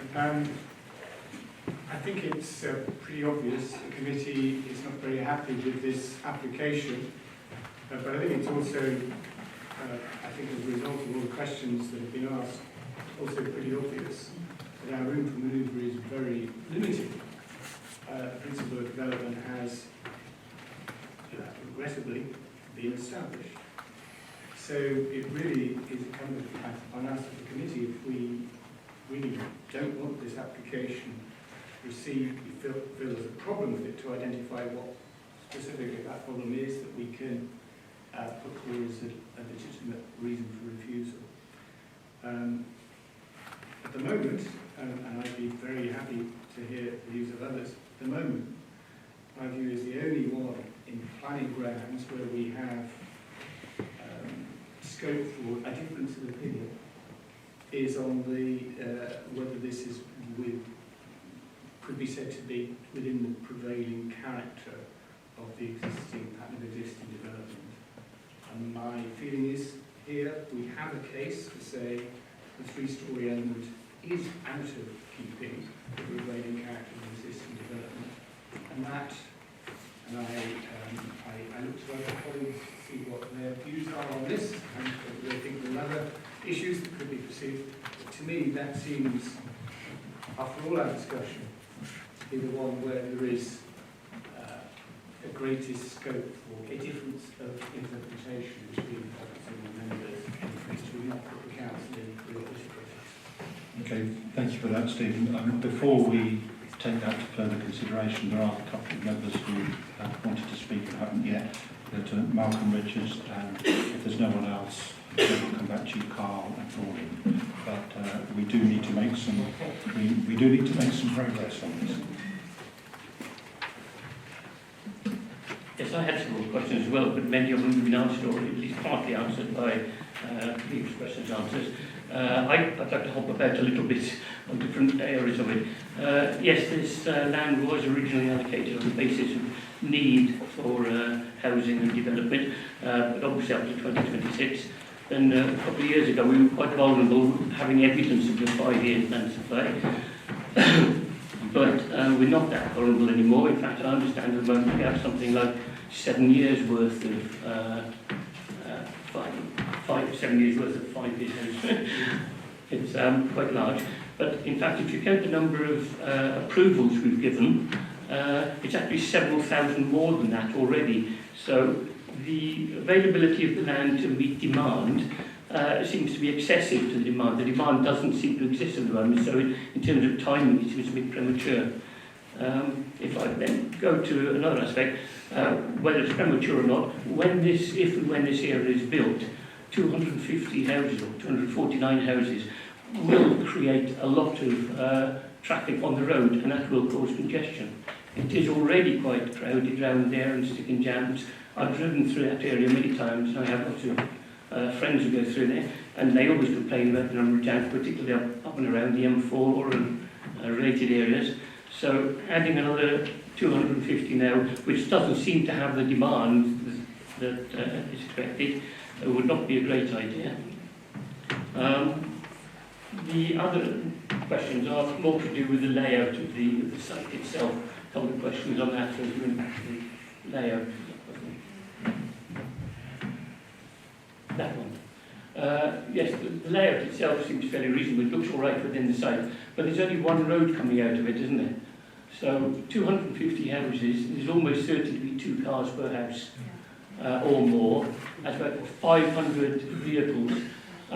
They won't all be working in that plot, will they? They have to go somewhere. So they have to either go up and over the M4 motorway or south or wherever, and they've got to go somewhere, whichever roads they're on. Most of them in the area are congested already. That will just add more to it. Added to which, as it's a single road coming out there, I assume that single road was to avoid having 2 exits and then having rat runs or whatever going through. However, having that single road at the end means that if anything happens at that exit at the top of the site, top centre, you would have a complete jam of potentially 500 vehicles all wanting to get out to go to work or take people to school or shop or whatever, and nobody can get out. So I understand there may be a secondary exit. Is that an emergency exit somewhere? Yeah, as alluded to in the presentation, just where the arrow drops down, there's another point of access, an emergency access there. And in terms of approving a scheme such as this, we've approved one down in Spencer's Wood for 276 units. It was a standalone full application with 1 access only. The entire site was built out with 1 access and never had a traffic. They've not had an accident on the one that we exit, presumably. There's an emergency exit. There's an emergency exit that could be utilised should that. My concerns are about the volume and the road traffic congestion, basically. I think we've got Carl, Pauline and Rochelle still to speak. Thank you. I've obviously been doing a lot on this because I've had a lot of time to look at it. I've read the entirety of the Shinfield West Appeal, and it's quite illuminating in places. The inspector specifically said that housing on this site was housing for which there is no proven need. Of course, this is at the time of the appeal, not now. Also, it is an ill-conceived proposition, a compromise to make up the numbers lost as a result of moving the western edge of Shinfield West. It's clear from the appeal that the planning inspectorate felt that the development of Shinfield West satisfied the entire quota of housing, and it was agreed in that appeal that roughly, I think it was around 2,500 was thought to mean about 2,700. Well, that's the lower fee, isn't it? But, so 2,700, and we're already here at 2,790 before we even allow this one. So, in terms of that appeal, the planning inspector were happy with the numbers as they are. We don't really need any more. I don't think we needed any at the time. Find the exact wording. The 5-year housing land supply. The WBC exec meeting, which passed this through, I think made a mistake. It's a mistake we have to live with, and we can't change that here. But they relied on the core strategy, CP17, which says if we fail to maintain at least a rolling 5-year supply of housing land, the council's executive body will consider a report detailing on how the shortfall will be addressed, which was the entirety of that particular item on the agenda. Well, we didn't fail to maintain it at all, at any point. We certainly don't at the moment. We didn't at the time, although there were speculative applications that were relying on their own view of it and hoping they could con a planning inspector to agree with them. But that did not happen. So, my view is that, if you go back in time, I'd be sat there saying that you shouldn't be discussing this because you're here on false pretenses. It shouldn't have been released. Having said that, I did kind of, one question I asked and didn't get answered, but that's fair enough because I this morning. I asked, can you explain how this site came forward? Because I'm confused. What I was confused about is that the whole reason for this site coming forward was that the University of Reading could not, took a unilateral undertaking when they were allowed to have Shinfield West, that they would not try to bring this site forward. And that decision was made in July 2017 by the exec. So, who instigated the pre-application advice meeting that took place 9 months before that decision? Who instigated the meeting between WBC officers and the applicant on the 5th of January 2017, 7 months before that decision was made? Because that's, I mean, if you're going to say to me that was WBC who did that, then that's fine. But again, it seems that this is our own council shooting us in the foot. And why would we do it? There was no reason for it. Can we just answer that? Yeah, sure. I'll come on. Yeah, so as a starting point, the SDL set out a number, which is 2,500. Government guidance is that our housing land supply numbers are a minimum figure, so you can't hit 2,500 and stop. If the sites are sustainable, you have to keep going. And that's what government tells us every day of the week in every appeal you see around the country. So it's not just Woking that's subjected to that. So what we have to do as planning officers and highway officers is to assess any specific site that comes forward, whether it be 4,500 houses or 3,500. If it meets policies, it's okay in most cases, and that's the way the system works. That's what we have to work with it. In terms of who instigated, it was the University of Reading who came and spoke to us with regards to that site. And as case officers, we have to engage in anything that comes forward. It's in the SDL. The principle within the SDL for development is generally acceptable. As I said earlier, this site was actually originally suggested and put forward as a core strategy site as part of our SPD. So as an officer, you can't go, well, sorry, we're not talking to you now, because we don't want to, because you hit the numbers. Because all you end up doing is you have speculative applications, which Simon was referring to. So it is. We get inquiries every day of the week about sites. Some are not acceptable. Anything within the SDL boundary, generally the principle is considered to be acceptable. Then you have to start working at the policies and you have to start working at the traffic modelling and all that. So hopefully that clarifies it. Can I just clarify that point? That the pre-application meeting was requested by the University of Reading, who were bound by a unilateral undertaking to not bring that site forward before 2026. Is that correct? And that's perfectly legally okay? You can talk to us. Okay. So, I don't know the ins and outs of it, I just found that very strange. Probably where my confusion comes from. Just to add, I disagree with Stephen. I think there are a couple of other things we can add if we're going to refuse it. To those who are new on the planning committee, I've only been here a year, but I've been in a position where I've agreed to do something on the basis of one thing, and when you come back to look at it again, when they reapply, that's the only thing you can talk about. So if you're going to refuse something, you know, and you want to refuse it on grounds, get them all into this refusal, refuse it, or any refusal in the future, because you will not be able to rely on anything else if you come back later and say, oh, but this was wrong as well. We won't be allowed. Take your point, Carl. Yes. I think that element of it's probably premature at this stage. We've got a few Absolutely, more yeah, I was making the point. So, is it okay if we go on to the others now? I just want to mention the points that I was. I think the lack of social rent housing and taking the 250 grand boom for lowering that and losing 18 is against our local plan. So I'd like that in there if it happens. And also part of the development encroaches on countryside, which is contrary to the MPPF and the core strategy, called policy 11. Which says proposals outside the development limits will not be permitted. I don't understand why the pumping station and the play area were put outside. They could have been put in and we could have had a few less houses, but they decided to encroach on the countryside, so that gives us another reason to refuse, should we want to do it. Thanks. Right, Pauline and Rochelle. I'd like to come back to Carl's point about the traffic again. The point about significant detriment or significant impact as a guideline, the first thing is the word guideline doesn't mean rule, it means guideline. I've been thinking about that and I'm wondering if we're misinterpreting it, in that the easy way to get round that guideline is to reduce the size of your tranches of development so each one cannot be significant, but in total the whole application is. So I'm wondering if we're actually interpreting that guideline in the right way. So that's my first point. The second point is a question, and I'm new to the planning committee, so please excuse me if I've got that wrong. The second point is a more detailed point about the design. The children's play area is right on the edge of the development. Now, my son is now 24.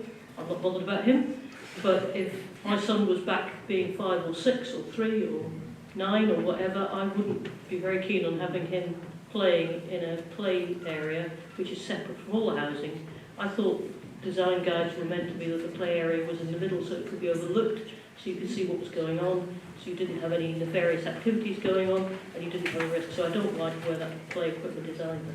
So a very detailed question, and a philosophical question about guidance in terms of traffic. I'm still not content with the traffic modelling. I don't agree with Stephen that the only objection is about design. I don't think the traffic modelling has gone far enough into the final impact on the roads where people will be travelling, and it's far too localised around the area. I think that was more of a statement than a question, so I don't think there was a question on that. So if we now go on to Rochelle. First of all, you explained that you have insulation really rather than photovoltaic panels on these things because photovoltaic panels are ugly. Exactly how will insulation provide electricity for the electric vehicles we're planning to have? Best of my knowledge, first of all, we don't need insulation all year round, and that's mainly for heat more than anything else. And we don't seem to have a problem with that. Next of all, the visitor spaces seem to be along the spine road, but not internal, but I can't read this. I don't know if anybody else can read this easily. So that may be just something I'm looking at. And what is the actual land supply with or without this particular application? Because you bang it around anywhere from 5 to 7, and I'd like to know what the numbers are. You don't seem to have an exact number. I'd like to have a better idea. And Rochelle, the current land supply is not the issue that people have been. The current land supply is 6.83 years. It's my current understanding. This doesn't make any difference to the land supply. Other than obviously if it was approved it would potentially boost the land supply. But as you can see at 6.83 years we are not generally at risk to losing the appeals of speculative developers. Gary alluded to one recently in early, but similarly there was one in my ward today that was backed up by the land supply. And my last question is, the subs are going to be turned over to a management company. We've had experience in the past with management companies being less than honorable, capable, actually doing their job at all, running sites. Why aren't we getting this deeded over to the council? Yeah. So, start with solar panels, PVs. They're, unfortunately, they're not going to save the world. I'd like to say they were, but they're not. So what we do is we look at in houses and what building regulations and regimes we look at is things like carbon capture. So it's not about electricity. We may not have electrical cars in the future. We don't know. It's the future. So what we do is we look at what is the best way in this current point in time how we solve those problems. So PVs, they do work. They have lots of problems. They're not actually as good as they probably could be. So there's a lot of problems with them. So what we look at is we look at a holistic approach to the house. So insulation, it works in summer, but it also works in winter, so it keeps the heat out. Passive houses are built like that, so you have windows and orientations different ways. So there's a number of ways you look at building sustainable houses. PVs is one of them, but in this case we're not looking at that. So that's really why we've come in a position where we're not actually having solar panels everywhere. In my opinion, some of them look quite ugly because they are bolt-ons and they're not very pleasant to look at. In essence, sorry? It is worse, yes. But we're looking at different ways to try and solve it. And we're not perfect, and we sit within regulations that we have to work within, and that's what they're meeting. In terms of the SUDS management company, we would like to take things on, but they don't have to give it to us. So yes, we do realise there is issues with management companies, and we realise there's problems potentially going forward, but actually the current regime we sit within, it allows developers to keep them to themselves, and the same with roads. So they don't have to hand over roads for adoption, even though we would prefer them to do that. And yes, you're right, it probably comes down to money in most cases. I'm sorry, I can't remember the third question. It was about the housing and You don't do that, where the building spaces, I can't seem to find them on the map. they're on there. Yes, but if you're small enough print, you couldn't probably see it unless you have As long as I want to hallucinate that risk, I'll take it. which of the Blue spaces blue space? and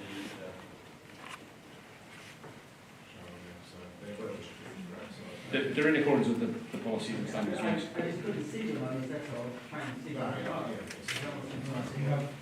We have 3 more people indicating to speak, and at that point I'm going to call a halt and see whether people wish to make an alternative proposal to that which we're considering this evening. So first Chris, then Gary and Steve.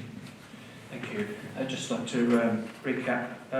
We lost an appeal elsewhere in this SDL, and the number of houses was increased. I'm correct in saying that doesn't mean that the number here could be reduced as a result. Yes, that's correct. Thank you. The traffic modelling is the most sophisticated tool we've got for determining the effect of the development, and it takes into account all the houses being full, and it has produced, I don't know what the terminology is, but marginal effect on the road network. The road network's certainly got its problems, but we need to look at what the effect of the development on its own is. Does the development consume its own smoke, is the jargon phrase. So it's not there to improve the traffic, but we need to work out whether it has a significant bad effect on the traffic flow. Can I ask, during the busy times, what's the approximate rate of exit or entry of cars into the application area? So we look at 2 network peaks. The morning peak is 8 a.m. to 9 a.m. and the evening peak is 5 p.m. to 6 p.m. And so the morning peak, so we're using trip rates that are generated from the TRIX database, which is an industry standard based on actual survey data of residential estates. In the AM peak, we would be looking at 30 vehicles arriving into the site and 90 vehicles leaving. And for PM peak, so from 5 to 6 p.m, it's 78 vehicles arriving in and 45 leaving. Bearing in mind, obviously, that not everybody works standard peak hours. Some people work shift hours. Some people don't work. Not everyone's got a vehicle. So there's lots of factors in that. So if we just look at the AM peak, 90 vehicles leaving the site, They can either turn left down Cutler's Lane or go straight across Hawthorne to get to Eastern Relief Road, and as I said earlier, they distribute out across the network from there. So that was about up to 1 a minute. I think 75 is your biggest number. Is that right? So, yeah, 120 in total, arrivals and departures in the AM peak. So that's like 2. 1 a minute in each direction. Yes, exactly.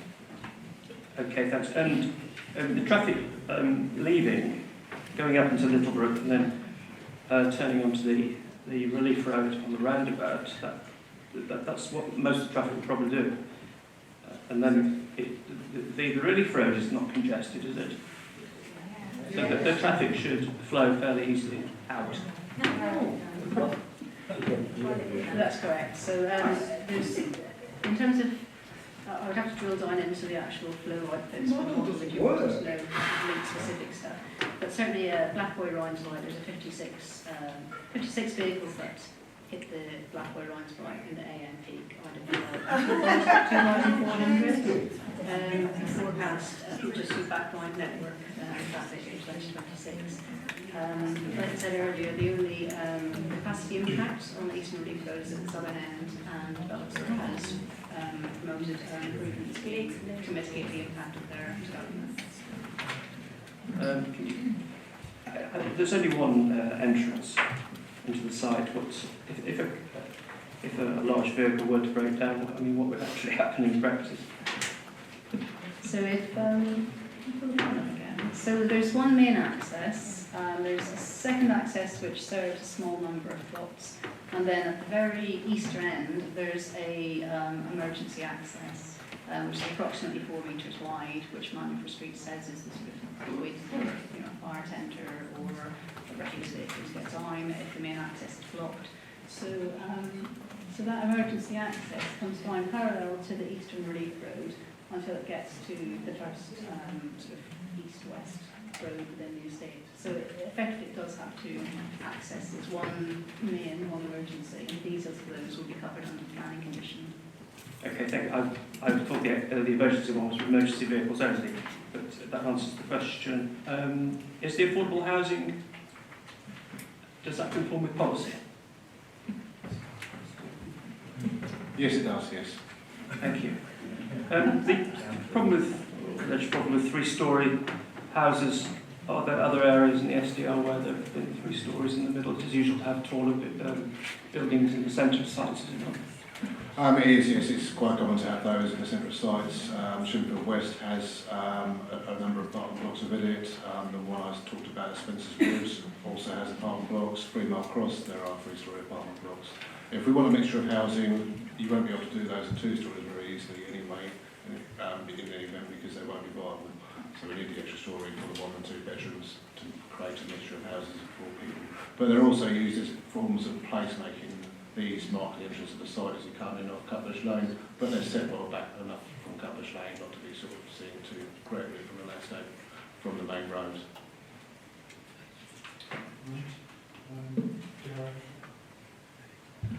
Thank you, Simon. Picking up on the point Carl made, can the affordable housing working group decide their own policy without reference to council or the NPPF? It would appear as if they seem to make policy on what we refer to each development as it goes along, and in that case, I would assume they can go outside the core strategy and the NPPF guidelines. That would be my first point. So I'll put it on that. Yeah, as I said, they do work within guidelines, they work within what's required. So what we have to do is we have to do housing SPD every so often, we have to update those figures. So what it looks at is what's the need. If the need is 1 beds, 2 beds, 3 beds, 4 beds. So that we have to respond to this. So if you imagine this core strategy was written in 2007, a lot has changed in that period. Sorry, it started to be developed then, should I say. And then by the time it's adopted, obviously it's not that long ago, but you can't have a static world where basically the policy says this and you have to rigidly adhere to it. So what they will do is look at overall housing numbers, overall provision, not just in Woking as well, there's a strategically wide area to do that. And that's where they reflect. And there's obviously members on that represent the public, and they will agree or not agree with some of the proposals put forward. So in cases, this council, for instance, it does allow a contribution off-site for housing, so you can have a lower than the 35% provision on-site, you can have an off-site provision, so they pay money to us for that, and we provide it elsewhere. So there's options within the policy that allow you to be flexible. So they're not going without outside policy, they're reflecting and responding to the needs of that day. The problem really with that, as I think Carl alluded to it as well, is that the amount of money that you get for in lieu of the actual housing doesn't really compensate for the need for 1 and 2 bedroom houses, and I would think to me that's a fairly big issue. On a couple of points, Thames Water, there are issues with the pumping station. Every time you get any form of rain in the area, and I drive past that regularly, there are water tankers out there pulling water away because the pumping station is not capable of delivering. I noticed there's a condition written into the document which would appear to deal with that, so hopefully that would solve that issue. A resident did email me once, and he made reference to the fact that 2,500 houses south of the M4 SDL, he said that there had been approvals for 3,458. Now, I can't comment on the number because it may or may not be right, but I decided to look at the core strategy. And on page 103, it's pretty clear the officer said, CP19, provide around, page 103 on the core strategy, if anybody's interested, provide around 2,500 dwellings along with supporting employment, retail uses, open space and social infrastructure. And that's a fairly reasonable policy, and it sets out very well. But if you look at the concept statement and go on to the next page, it actually says to accommodate new housing up to 2,500 units through the expansion of the 3 more of the settlements, and maintain meaningful countryside, whatever. It's fairly clear that what they're saying is, in one bit at the start was around 2,000, but when you go into the strategy or the concept statement, it actually talks up to 2,500. Now, I accept that you can go from 2,500 to 2,600 and 2,723, but when you start cracking over 3K, I think you're really exceeding the intent of the policy and the core strategy. And I'm very uncomfortable with that, and I won't support it, that's for sure. Thank you, Chairman. If I could just very briefly talk about traffic, and it's only really to say that although I'm sure residents have a very strong view that this development will increase traffic utterly unacceptably, and I can see why they think that, I can see why they believe that. I think many members of the committee have the same view. But if we were to include a traffic clause in our reason for refusal, contrary to the professional advice of the Highways Department, which has done modelling, we would need to produce our own figures to disprove the professional bit. We can't do that, I'm afraid. As precedents we have. So we're not, I'm afraid, in a position to include that as a reason for refusal, in my view. However, I do think we have some good grounds for refusal, which have a decent chance of success should this go to appeal. The first is one I mentioned earlier, the three-storey element is out of keeping with the prevailing character of the existing development. The second, which I'm grateful to Carl for, the lack of affordable housing envisaged in the application, contrary to local plan policy. I need to ask you to clarify that. Lack of affordable housing against policy. The 50-50 split, I think, is what Carl was alluding to. Yeah. I would say it's contrary to the local plan, which decides there should be a 70-30 split in tenure. towards social rent. So it's like a social rent housing as a part of the whole. It's also contrary to the MPPF paragraph 8b as well, as social objective, I think. Well, I defer to Carl, who's able to add this detail, which is marvellous. He also raised what seems to be a legitimate point, which we should add in, which is that part of development encroaches on the countryside. And that I also believe is contrary to policy 11 of the core strategy. And then finally, I'd like to include Pauline's point about the siting of the play area, which lacks effective surveillance. And those, I would contend, are 4 reasons for refusal, which we could put forward, and I propose we do so.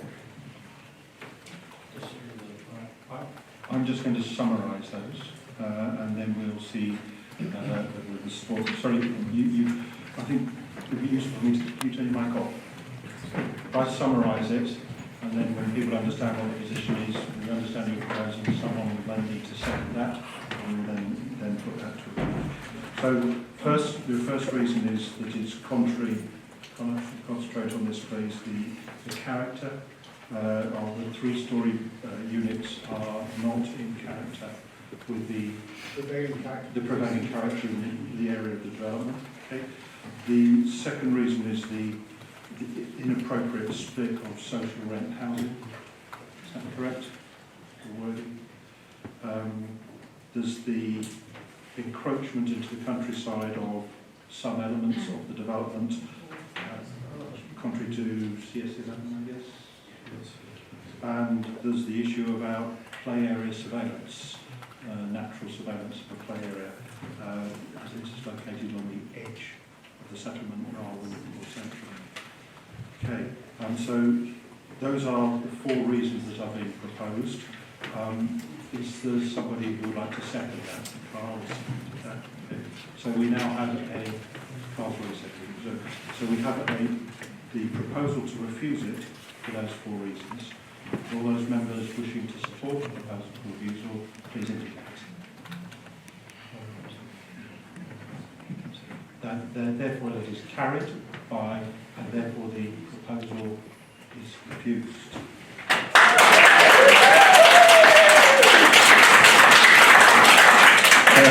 I would thank all those present for their patience on a 2 hours meeting. Many of us have the rest of the agenda to go through.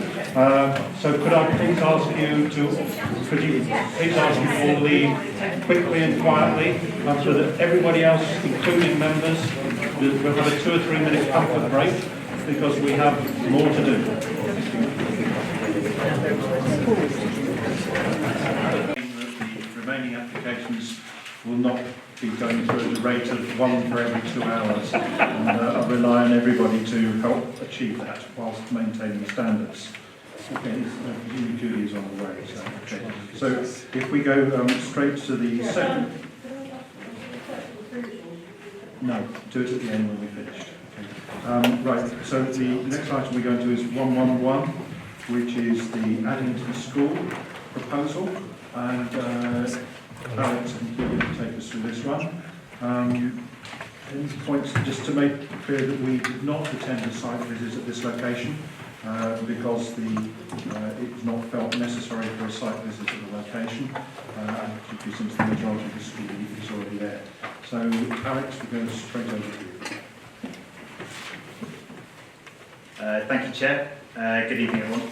I'm presenting application 190881, which is the full application for a new teaching block at the Addington SCN School.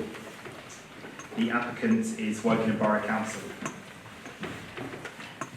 The site is Addington Special Educational Needs School in Woodley. The current school is a one-form entry school and currently has 213 pupils aged between 2 and 19. The school specifically caters for pupils with moderate and severe learning difficulties, as well as pupils with sensory difficulties. The proposal put forward is due to demand for extra spaces within the borough. The site outlined in red is immediately adjacent to open space to the west and the Paul Mercer School to the east. This slide shows the current layout of the site. As you can see, the main building is located to the east, with the existing multi-use game area, or mugger, being located adjacent to the building. Parking is located to the south of the site, adjacent to Woodlands Avenue, and the access is below the main building in the southeast. The application can essentially be broken down into 3 sections. These are the erection of the new teaching block, the relocation of the mugger and the sensory garden, and the extension of the car park. As you can see from the slide, the new teaching block is sited where the original muggers were, adjacent to the main building, and the new proposed pitches are moved slightly to the west. The sensory garden has been moved from its southern location to the far west-hand side of the site, and the car park extension is to the south. So in terms of the new teaching block, the proposal is single-storey, almost rectangular in shape, apart from the front curved feature, which contains the proposed dining hall. The block is located next to the main building to reduce the built form on the site. This slide is a 3D image of the teaching block, which shows the proposed design. The form has been designed to reflect the main school building and works well in its setting. The materials used are also reflective of the existing building. This is considered appropriate for the site. This slide just shows a bit more detail of the sensory garden and the pitches, one of which is synthetic as per Sports England's requests, which they're happy with and raise no objection. In terms of the setting of the school, part of the site is located within a site of urban landscape value area as defined by policy TB22. The landscape value area is shown on this plan by the purple hatching, and I've roughly highlighted where the proposal sits in that. The policy describes the SLUV as a combination of playing fields and open space bounded by strong trees and shrub vegetation. The proposal has been designed so that the main built structural element, the teaching block, is outside of this area, and the uses within it are of a recreational use. The sensory garden and the mugger reflect the use defined within this policy and therefore considered acceptable. The teaching block is viewed within the setting of the main building and lies outside of the defined landscaped area.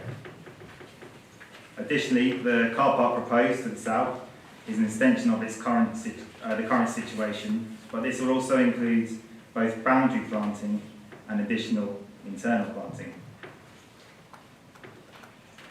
As discussed previously, the site is accessed from Woodlands Avenue and shares the access road with the Paul Mercer School. The application site with the new proposal would have 158 spaces as well as 30 cycle spaces. Additionally, some of these will be larger than normal due to the needs of the pupils, and the parking is in accordance with WBC standards. Finally, in terms of policy standards, the application is considered to be compliant with WBC policies. As well as the WBC standards, the proposal is compliant with BB 104, which is the national guidance for special needs education developments. These include guidance for things like internal and external space, as well as play areas and classroom sizes. So to quickly just run through the members' update, the main points are, firstly, there's an additional comments received from ACER ACPR, the early residence group, regarding the application. This has been briefly summarised there.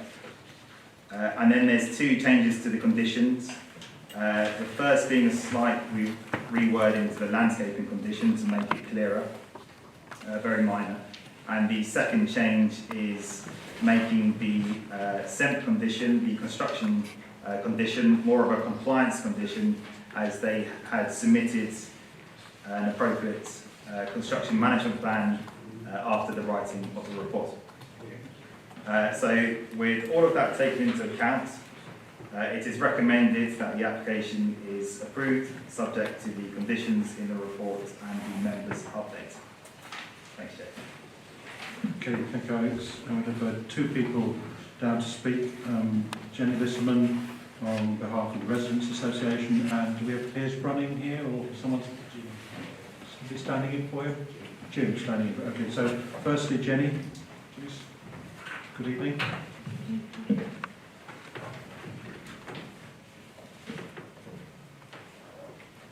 Good evening, committee. I found out today you hadn't been on the formal site visit, but apparently that was somebody's decision. I can only hope you paid a private visit so you can appreciate why I'm here. Also, you may wonder why there are no comments from Early Town Council. It is apparent that there is a problem with effective neighbour notices around the SULV, and Early Town Council was not informed of this application. Therefore, no comments. The main issue for ACER, the Whitegates Residents Association, is the building of a 30-space car park on Bournemouth SULV within the school site. This will once again reduce a much-loved open space which is supposed to be protected by policy TB22. I've circulated an article from the Woking paper following a council executive meeting in January, and I quote, "The council stressed the building work would be contained within the existing school site and that the neighbouring popular public open space, which is protected in our planning policies as an SULV, will not be touched by the school's expansion." So why would anyone reading that suspect anything amiss? Well, what this really means is the SULV outside the school boundary won't be touched, but the SULV within the school grounds most definitely will. The sensory garden, which has taken so long to become established, will be bulldozed and replaced with a 30-space car park, despite Reading University's car park on the opposite side of Woodlands Avenue standing empty. ACE attended the poorly advertised public consultation, just a few days' notice given, and asked many questions. How could it be that an extension to Highwood School has just been completed? Bournemouth Leisure Centre is being rebuilt.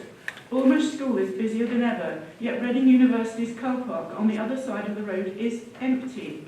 And no one at Woking appears to have done any forward planning or thought to talk to anyone else about an overall parking strategy for this very busy area.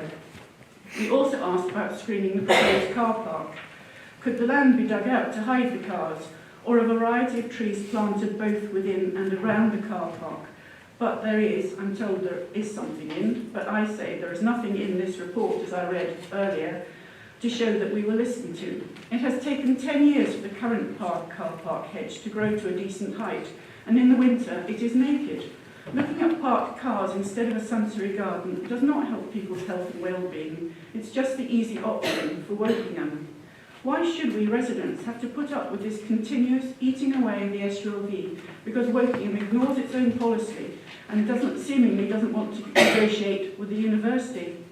Our request is that you please take this application away and come back with a better one. And because I've got 30 seconds, I will just say that already the Borough Council has allowed Woking Addington School to be built on this site, Gold Soccer to be built on this site, which led to 10 houses to the rear of Pitts Lane being built, with another 2 in the pipeline, 3 in the pipeline, and also a care home built on a football pitch on the other side of Woodlands Avenue. So you can see why the residents find it galling in the extreme to have this application. Thank you. Jenny. Jim Beavers from Woking Borough Council.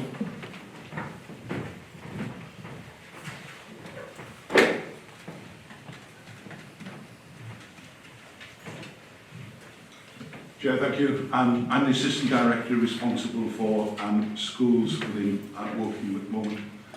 Addington is an absolutely brilliant school. It has been judged as outstanding by Ofsted, and it provides a critical resource for children with special needs in Wokingham. At the last admissions appeal for places at Wokingham, there were 43 applicants for 4 places. In other words, without this sort of resource, we are going to have to find an alternative way to provide services for children who have some of the most profound and difficult needs of any of the children who live in Wokingham. It's an extension to an existing facility which the head teacher and ourselves have thought through very carefully. For the future, really, of the children who are in Wokingham and for their really critical funding issues that we're facing in relation to this, this is an essential resource and a resource that we very much need. Thank you.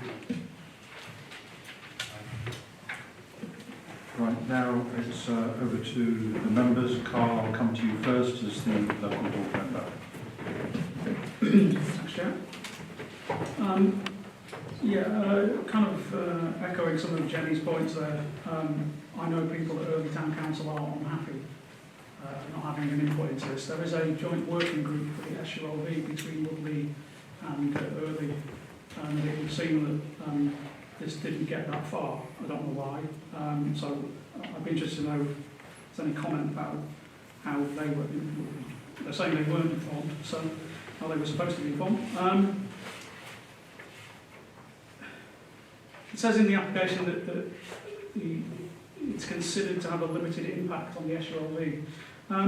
So, in terms of the building itself, I have no problems with it.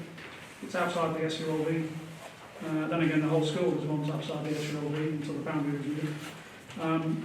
So that's okay, but the move and to a much greater extent, the car park extension is, I think it's against policy. In fact, it is against policy, and the application does say that.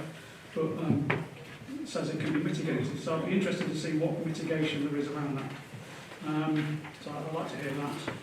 And the car park extension itself, I think Jenny touched on the point that there is a car park across the road, which is University of Reading. It's not the council's remit, of course.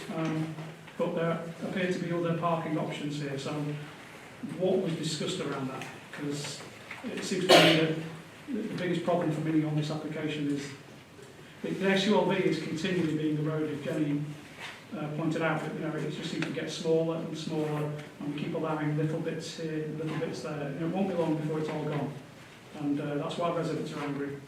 On the other side, this is a desperately needed resource. The increase of the school. We need those places. We've got lots of people that are going out of borough, and that's obviously costing a lot of money as well as being very difficult for those people. So, we want this, but we need to protect that SULV as well. So, I'm definitely not sure what I'm doing with this tonight. But that's probably where I should be. That's my own conclusion. Yeah. So if you get those questions answered, then I can have a bit more to think about it and listen to others. So to touch, I guess, on the parking strategy, I guess, we can only, as a planning officer, look at the application before us.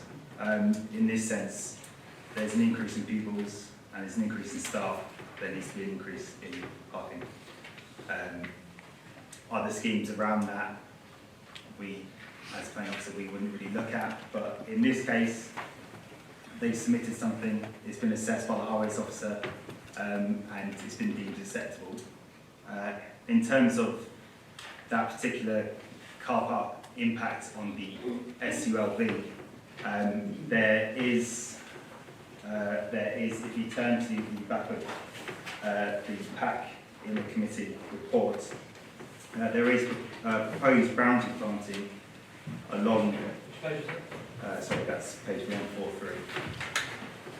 There's proposed boundary planting along that boundary, which is a continuation of the existing vegetation, as well as some internal planting within that area.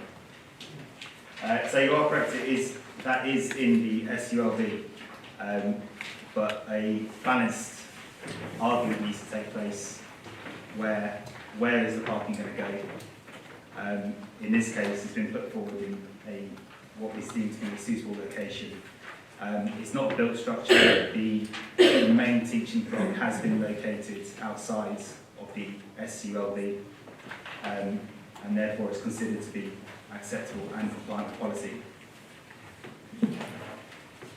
Do we have any details on this unused parking owned by Reading University? Whilst obviously something that's unused now has to be guaranteed to be unused in the future, which I think is probably unlikely if they created a car park, they'll never ever use it. And so on the basis of that's the information we have in front of us, we have to exclude that as a possibility at this point. Okay, Andrew?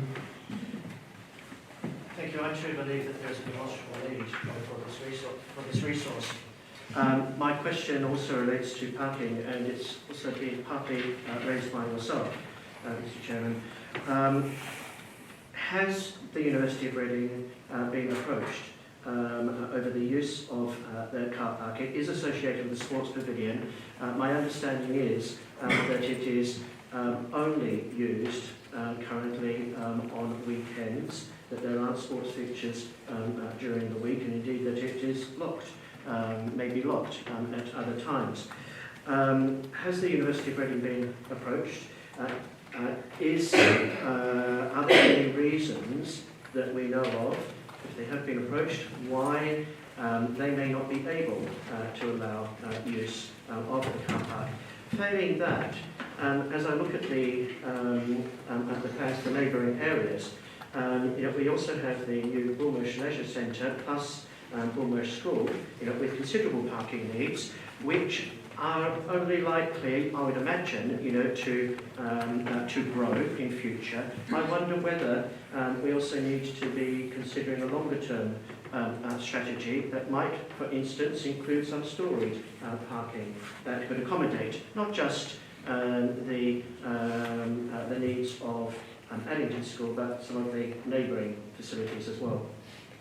Just my immediate reaction to the suggestion of storing the car parking is if there are already concerns about the impact on the SULV, I would think storing would probably increase those concerns by virtue of this, it's raising the profile. To come back to the issue about Reading University, as Alex has said, there has been no approach to Reading University. We have to look at the application in its standalone form.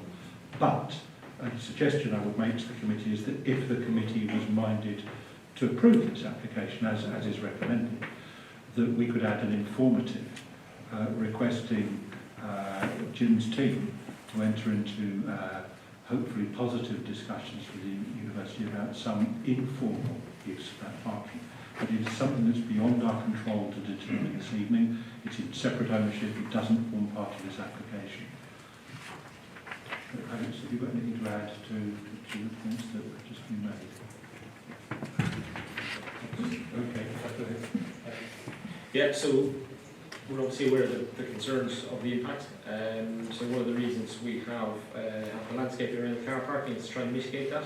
There's also a condition imposed upon there that will obviously look at landscaping that comes in to make sure there's the least amount of impact that we can have.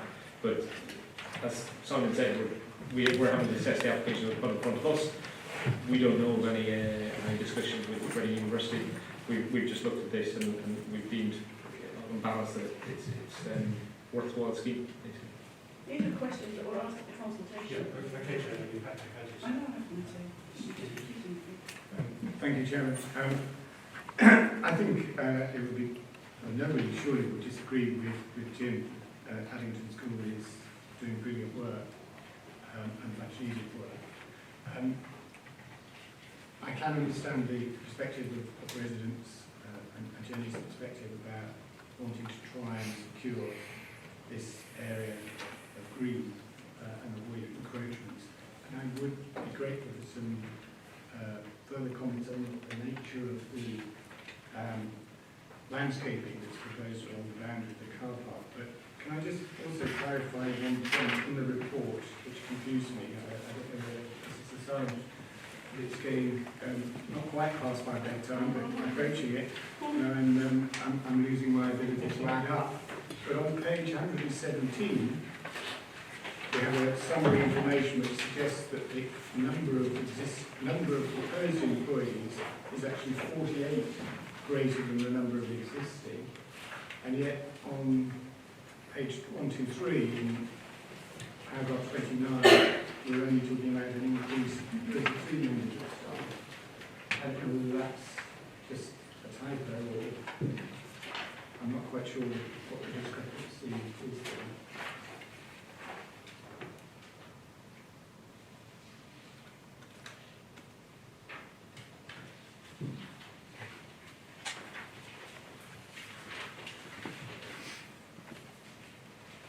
Sorry, I should have placed it there, I've only just noticed it. Going through it. I think it's on page 139 is the correct number.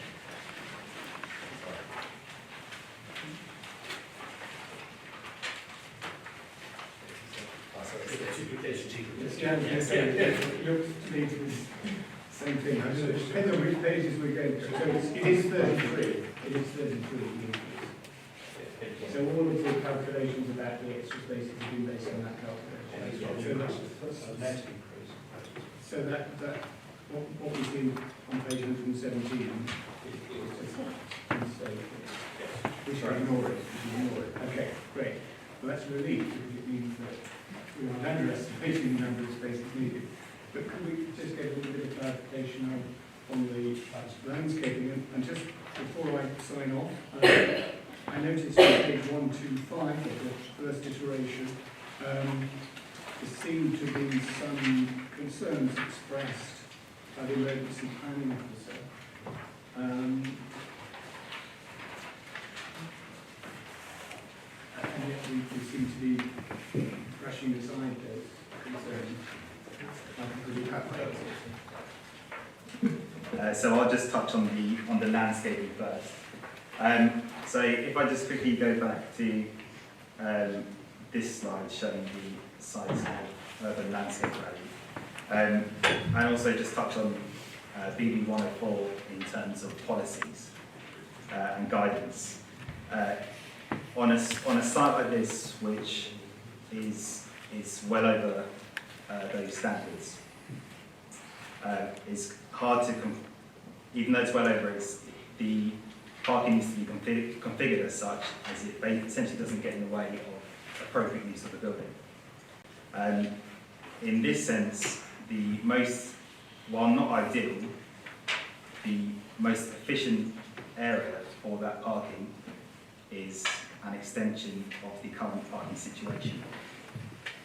So with that in mind, they have submitted a landscape plan and included in it, as you can see on page 143, there's a proposed planting boundary. And while I think 2 trees are to be removed, a new grass-creek section of parking goes into that section with intermittent planting around it. So the idea behind that is when driving up and down Woodlands Avenue, the parking, like the rest of the parking is at the moment, is screened from view. But only in the summer. Is it possible to strengthen that? Sorry, I've forgotten about these microphones. Is it possible to strengthen that boundary treatment so that it's not just breaking up the appearance of the car park, but actually giving a greater screening to it so it's disguised? Absolutely, there's a landscaping provision to secure that. Exactly. It says that. Yeah. Screening as opposed to breaking up the screening of so that will be included in the landscaping submission. We want to be sure that we have complete screening so that if you drive past, you wouldn't see cars rather than just breaking up. Yeah, that's exactly what is proposed. Okay, thank you. You know, bear in mind, inevitably there will be some time required for any planting to get it established.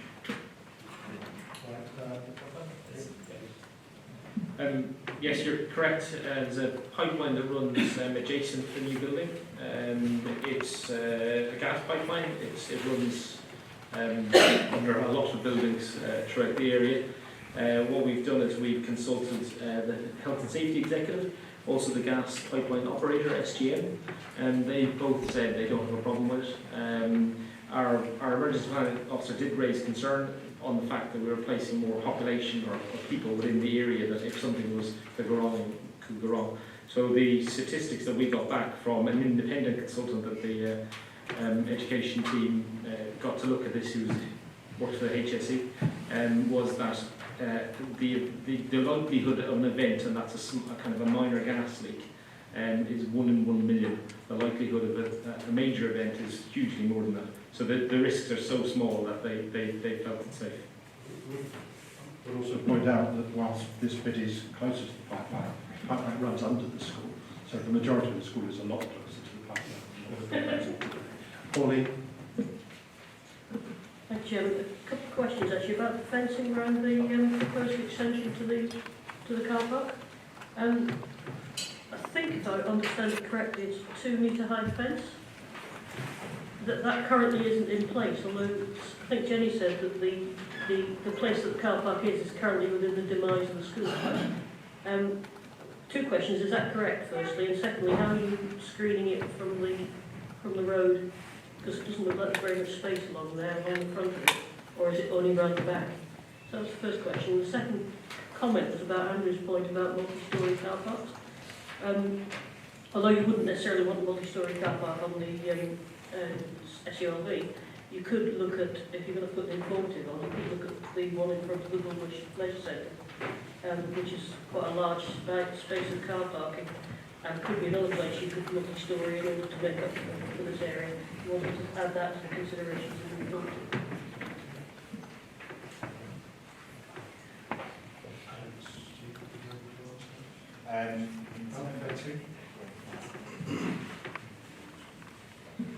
Sorry, do you mean the fencing adjacent to Woodlands Avenue? I mean the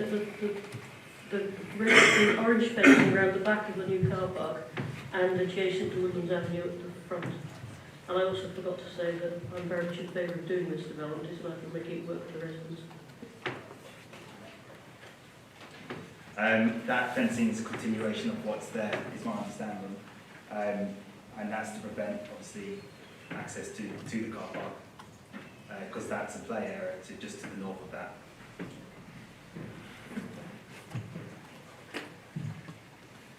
And it's going to be landscaped on the other side. And yeah, sorry, landscaped on the other side. And on the near side. Just on the edge, yeah. This sounds like it's a good public school, certainly, and it also sounds like it's essential need in terms of numbers, and this upgrade, if provided, would certainly improve the facilities at it. A couple of quick questions. Assuming it were approved, would the existing school still operate whilst the upgrade was taking place? And if not, what would happen to the school and the students? I can answer the operational question. Yes, it would. So they would build it'd be a secure site, but they'd build as the school was being operated. And the second half of that question then is, when would that be? Would it be during the holiday time, so it wasn't too noisy, disruptive while the children were there, or would it be during school term time? I think it's a combination of both, actually. It's not during the full summer. It will continue. The build will continue into term time. Thank you. Oh, sorry, one more question. I forgot. Will there be sprinklers in this school?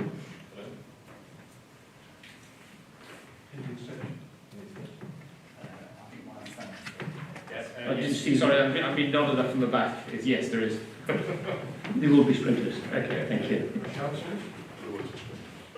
I definitely agree with the idea that we do need this school increased in size, because it's a lot easier on the children if they don't have to go a long distance to get to school, and it'll be much better for them in the long run. But I think we do need a parking strategy in this area, whether it's double-decking car parks or not, but there should be some kind of parking strategy, because we know there's going to be more pressure on this area, especially with the increase in housing all over the place. And let's look at possibly getting the car park from the Reading or other ideas. Carl, Yeah, sure. have you made your mind up? Sort of. Not quite, I'd agree to the grasscrete. Can somebody tell me what grasscrete is? I think I know, but I'd just like to know for sure. I just made a comment that I think what's happened here is that this has, kind of maybe for understandable reasons, has been rushed through a bit. The consultation has been rushed, and I hope that the council will learn from that to maybe get a better idea, because I think we could have found something that would have had that parking not on the SRLV if it had been taken a bit more time over. And although I think the informant isn't kind of legally binding in any way, it would be nice if there was something in there that asked them to look at possible alternatives at the earliest stage to see if there are any, to avoid going onto the SRLV. So yeah, that's all I've got. But yeah, grasscrete, what's that? Grasscrete is a lovely surface, which basically there's two ways of doing it. You can do a plastic membrane, and it's got holes in the middle, so grass can grow through it. So and it's a concrete one for grass. So you'll see them sometimes on the side of the parking area. It's just little holes in the concrete goes.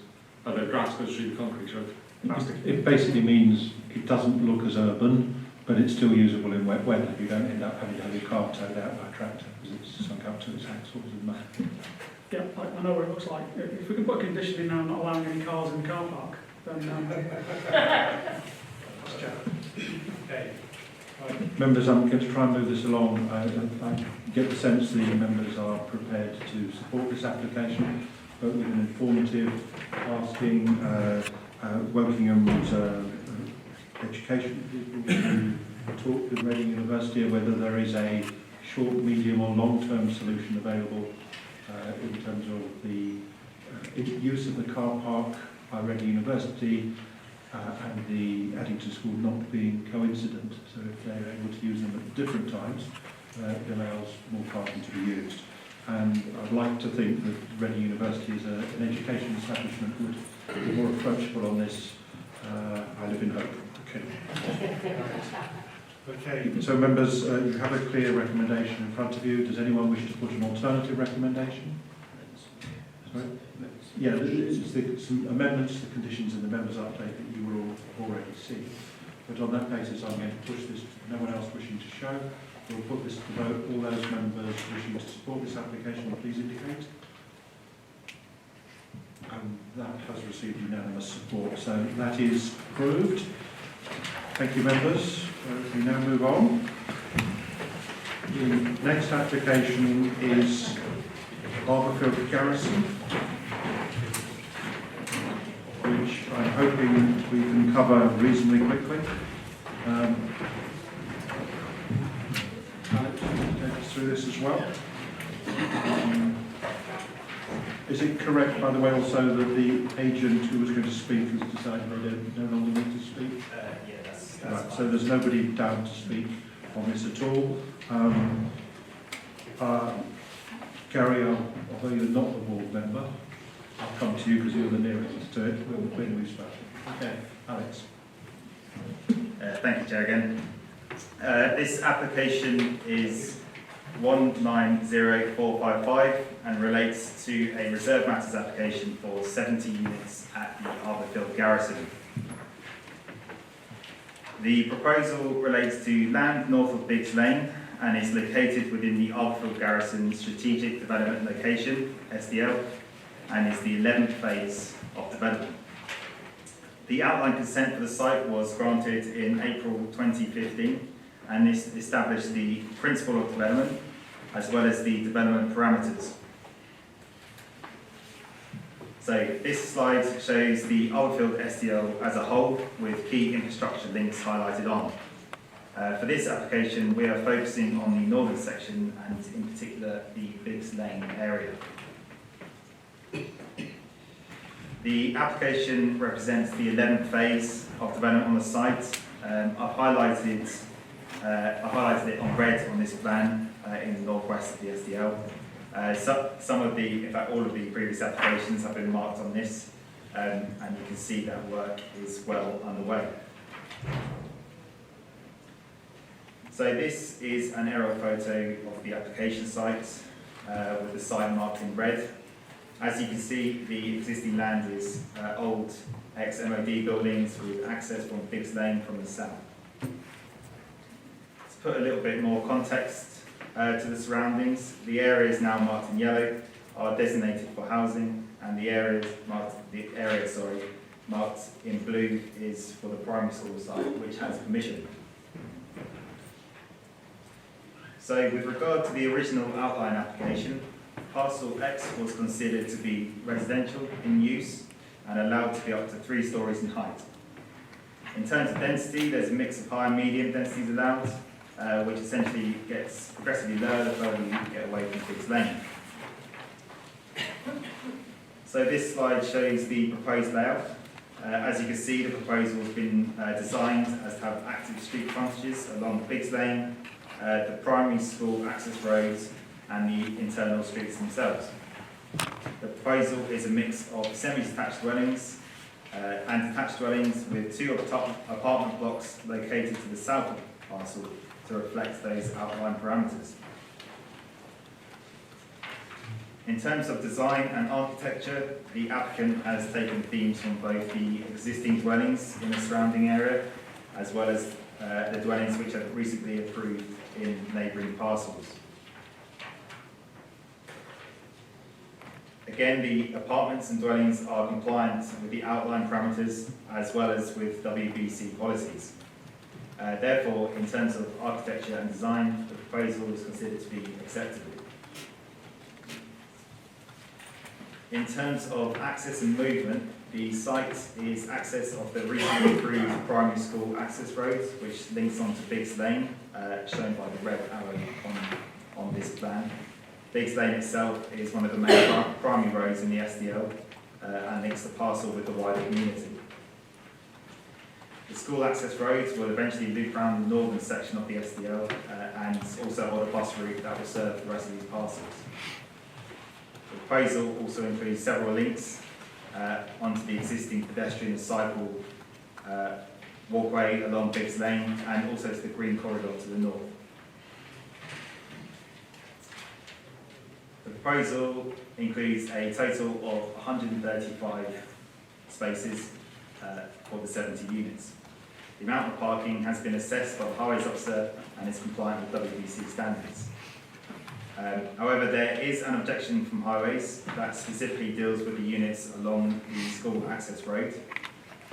These units, seen here on the right, are considered to have limited visitor spaces immediately adjacent. While this is appreciated, the SDL was always envisioned to comply with the Guide on Village principles, and officers in this case believe that the primary roads through the development should reflect these principles and retain as much landscaping as possible. It's the view that extra spaces along this road will significantly decrease the amount of landscaping and create quite a hard and car-heavy street. It's also worth noting that the amount of visitor spaces proposed is already compliant with standards, so the applicant isn't short on numbers. Therefore, it's considered that overall the proposal is considered acceptable in this sense.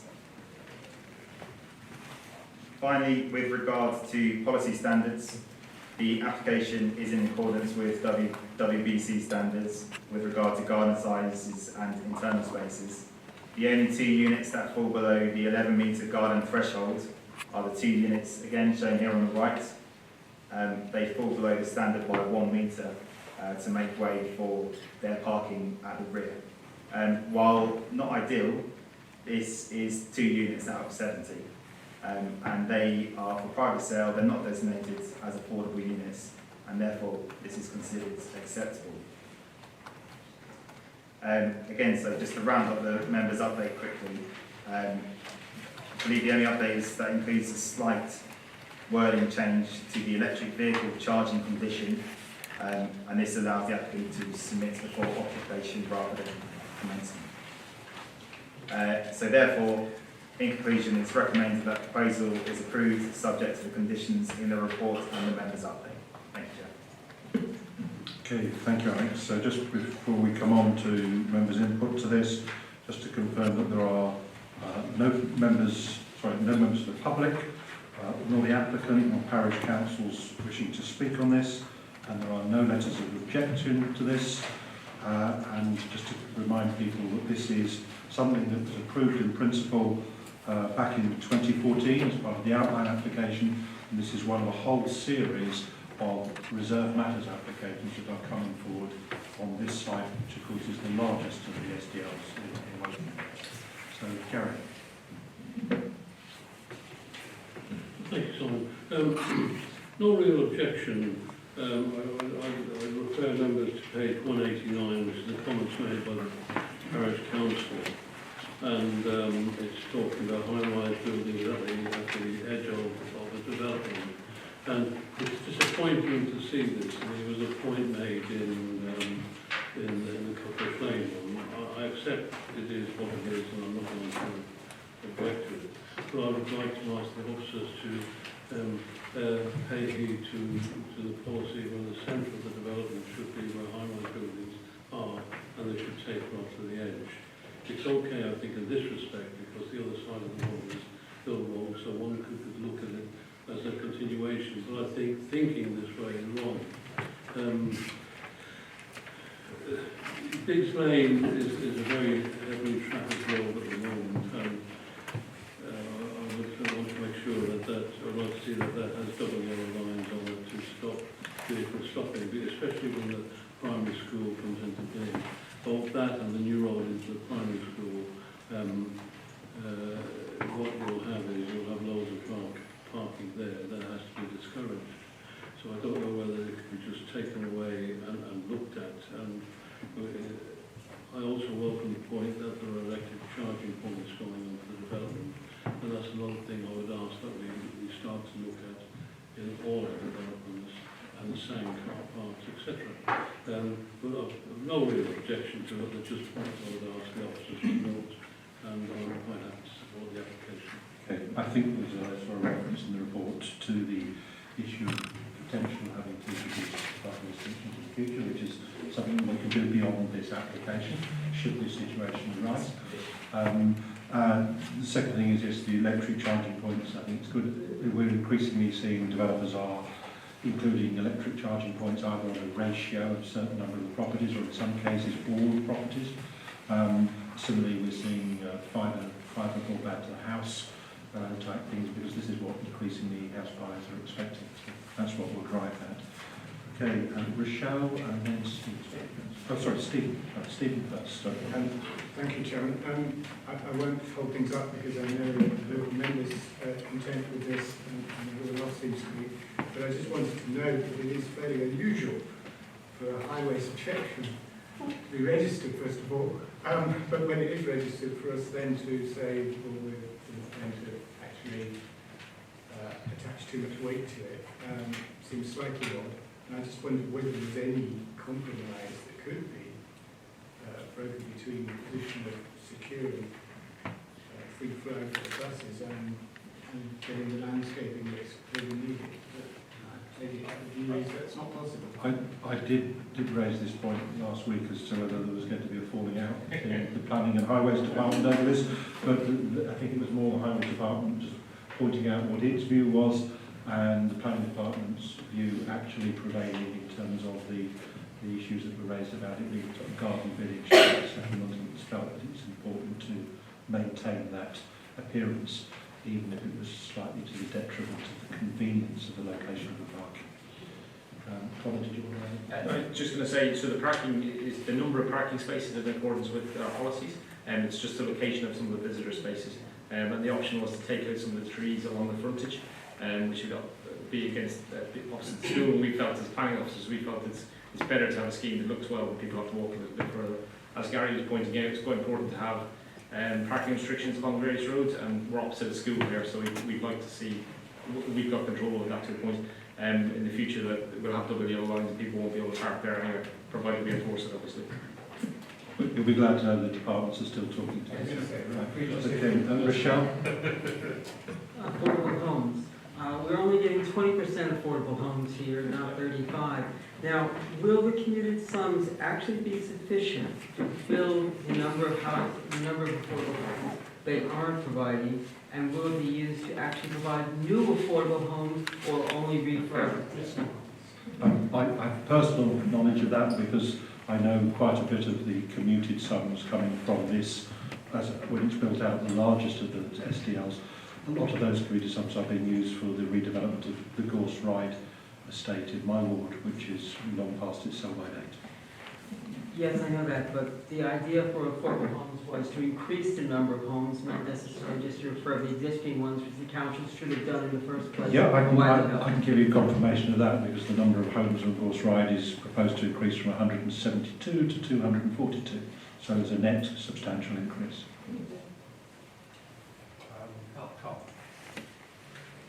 Thank you.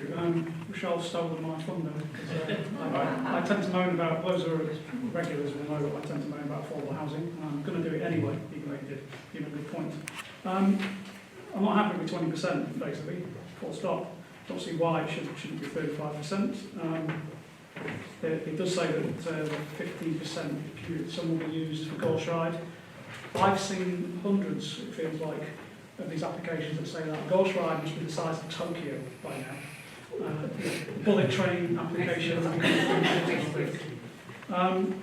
Yeah, but basically, as you just pointed out, it's only an extra 70 houses in Gorse Ride that are going to be supplied. Yeah, I've seen at least 500 applied to this. Definitely, at least.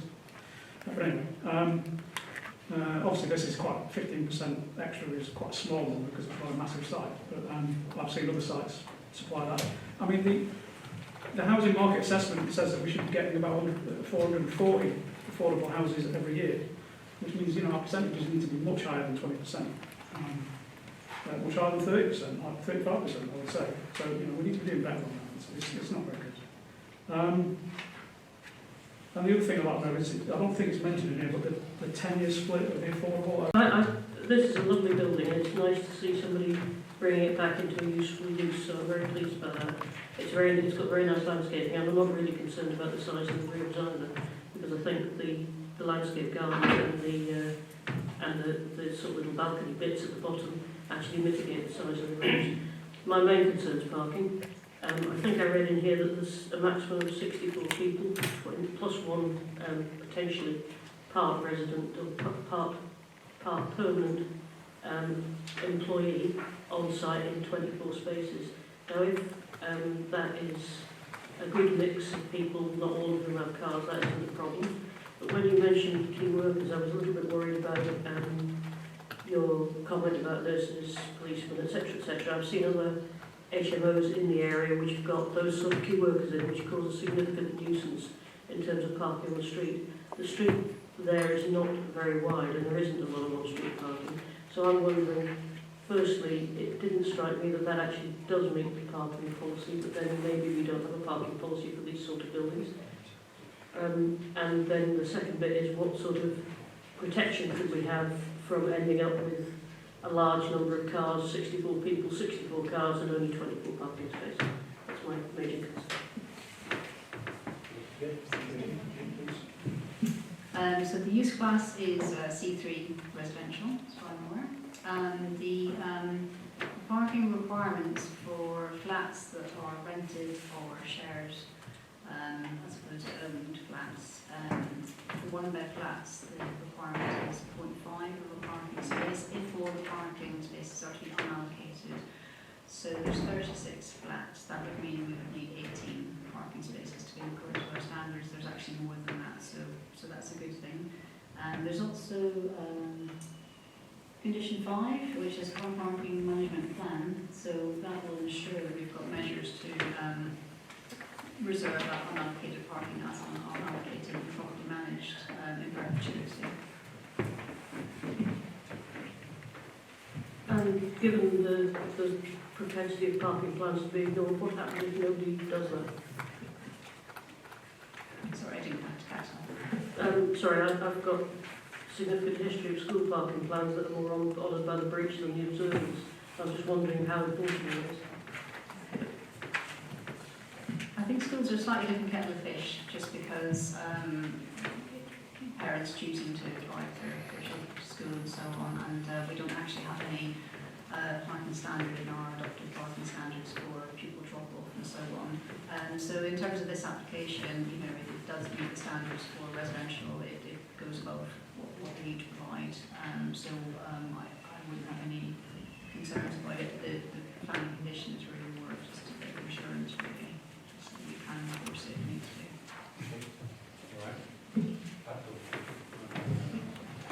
Thank you, Chairman. I am fully supportive of the applications. However, I have a concern. They have other places where they have age restriction. We're just wondering what's this due to, if you could clarify. I think the question here more is we have to consider the application in front of us, and the application in front of us is, as we heard, is not to restrict the age, which would allow them to potentially have some of the residents being key workers, who obviously is still going to be a working age. If we were to restrict it to a particular age, that would clearly exclude those people from being able to occupy the premises. One, I like the idea of affordable homes, and it's also not using community funds. But more importantly, we did talk about a condition which Reading has put on them, which was a 50 years old as minimum age, and it wasn't a condition that they were willing to accept. So I wonder if we could have that as well. Sorry. A condition that we have a minimum age of 50. So you're proposing that as a Yes, I am. Is that what they said they had in Reading at? No, that's not what they said. 55. Okay, make it 55. That's what Reading is put on at Canada Island. But that of course is something we'll come to in a minute, see what the support for that. Matt, do you have another point you wanted to make? Yes, it's not using it for commuted sums, it's being actually provided by the applicant, which is a nice idea for affordable places. Yes, I think it's a desirable transfer from care home for we've got lots of spaces to affordable housing. All of them are good. Parking is an issue. We usually had 30 rooms before with 16 spaces, which is start number. Now it's going to be 36 flats with 24 spaces. I don't know if people do have extra cars, where they will go. That concerns me, the parking. But if it meets the minimum standards and it's thought that they don't have too many cars, the age of people may itself mean that you don't get the abundance of cars. Perhaps they don't drive it. We have to hope that. In terms of whether they drive or walk, I asked on the visit how far the nearest shops were. I was told they were 400 or 500 metres, is that right? Half a mile? That seems, half a kilometre, sorry. That seems right for walking to them. If you have to walk back carrying lots of shopping, it might be a bit tricky if you're elderly. So the parking is a concern, especially if you want to go shopping. I think that last point is a typo, I think. It says that on page 191 it says 8 extra parking spaces, and then the last one paragraph says 6 additional car spaces. Is that just a typo, or is there a way misunderstanding something? On page 191. It's 6 additional spaces, so that's a typo. Well, 8 spaces. Yeah, say. 8 spaces, 6 extra flats. Yeah. Yes. It's 8 spaces. 8 additional spaces, 6 so extra that's flats. a typo, is it? Yeah, thank you. That last comment. Oh, sorry. Yes, the last point I was going to ask, and I think you've answered it. They are all unallocated spaces, aren't they? So, is there a management company that will be patrolling and making sure they park in their proper places on that site, or not? That will probably come out of the details that will be submitted under the car park management condition. There will be a manager who is on site, not all the time, but they will be sort of based on site. So I would assume they sort of fall to them to. Unallocated, first one you read. Just very briefly to say, I don't think I would want to support an age restriction, because we heard from the manager that it's desirable that this be open to key workers, and I'm in favour of that. So I don't think we should add a 55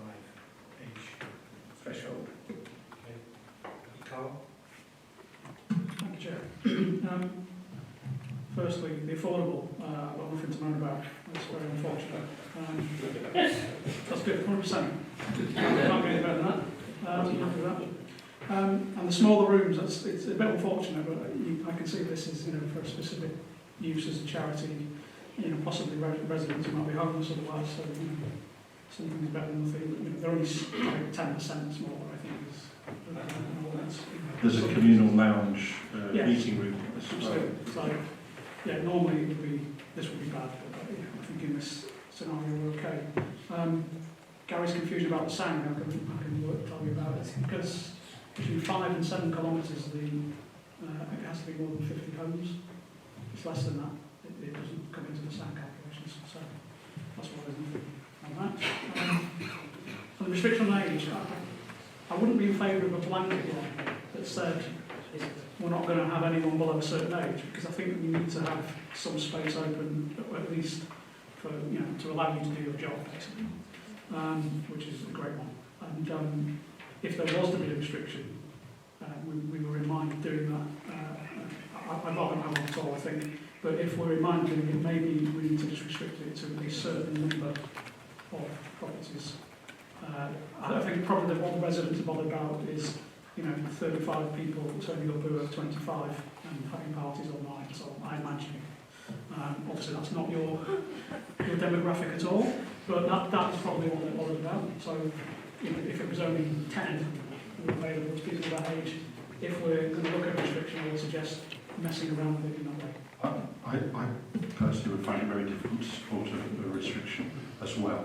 I haven't heard any sort of substantiated reason why we should have a restriction. I've heard a number of reasons why we shouldn't. Right, I see no one else indicating. Sorry, Pauline, I didn't see you. Thank you. The light is fading and my eyes aren't. I just wondered if there is any possibility of any protection for the residents from not ending up with 64 people with 64 colours, or whether that's completely out of possibility. The problem is compliant with our parking policy. Well, if you were to change our parking policy to ensure developments such as this came with 64 spaces, for two for everything, they wouldn't bring them forward, and we would be in a worse place. So the trouble with policies is sometimes you try and design policies for the worst case, and the worst case doesn't always occur. Anyway, any members wish to put an alternative proposal or an amendment to what we have here? Okay, you've read the members' update. Most of you attended the very wet site visit. Could you please indicate whether you're prepared to support this application? Pleased to say that is unanimous. So it is approved. Thank you. We now move on to Luckley House School.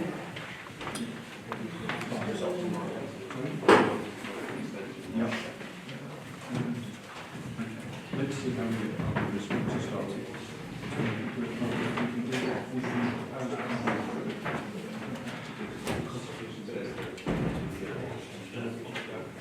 Okay, all right. Okay, members, we now have to look at the time of the, this meeting is supposed to close at 10:30. I'm sure the people who've waited here do not want us to not make a decision tonight. So I'm going to propose that we, as our constitution allows, we extend this meeting to 11 o'clock, and I'm seeing that as an absolute maximum, not something we're trying to achieve. Okay? That's second. Could we please have a vote to extend the meeting? Okay, just to point out, in our constitution we cannot extend the meeting by 11 o'clock. If we have not finished anything by then and not made a decision, we will have to do the first item on the next agenda, and I'm sure nobody present wants that. So, moving smartly on, Luckley House School. We have an application here, and we have people speaking on behalf of the Town Council and on behalf of residents as well. Stefan, I think this is your application again.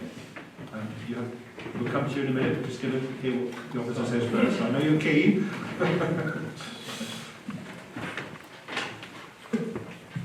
So this is application 190673. It's for a multi-use games area at the southern end of the campus at Luckley House School, with a synthetic turf playing surface measuring 80 metres by 50 metres, with some fencing and lighting. The application is a deferral from the May Planning Committee, and it was deferred in order to clarify separation distances, provide detail of the noise report, clarify Sport England's involvement, and to provide clarification on the uses of the pitch. This is the site location plan, which demonstrates the location of the proposed pitch within Luckley House School. Here's the site plan again. Unfortunately, it's rotated, but it shows the pitch adjacent to the nearest buildings. This is the illuminance plan, which demonstrates light spill from the proposed floodlights. We can go back to that. This is the layout of the pitch. This demonstrates the proposed fencing, which is 3 metres high along the edges and 4.5 metres high at the ends, which is the drawing on the top, just surrounding the goals. And there are the floodlights. This photo shows the adjacent woodland.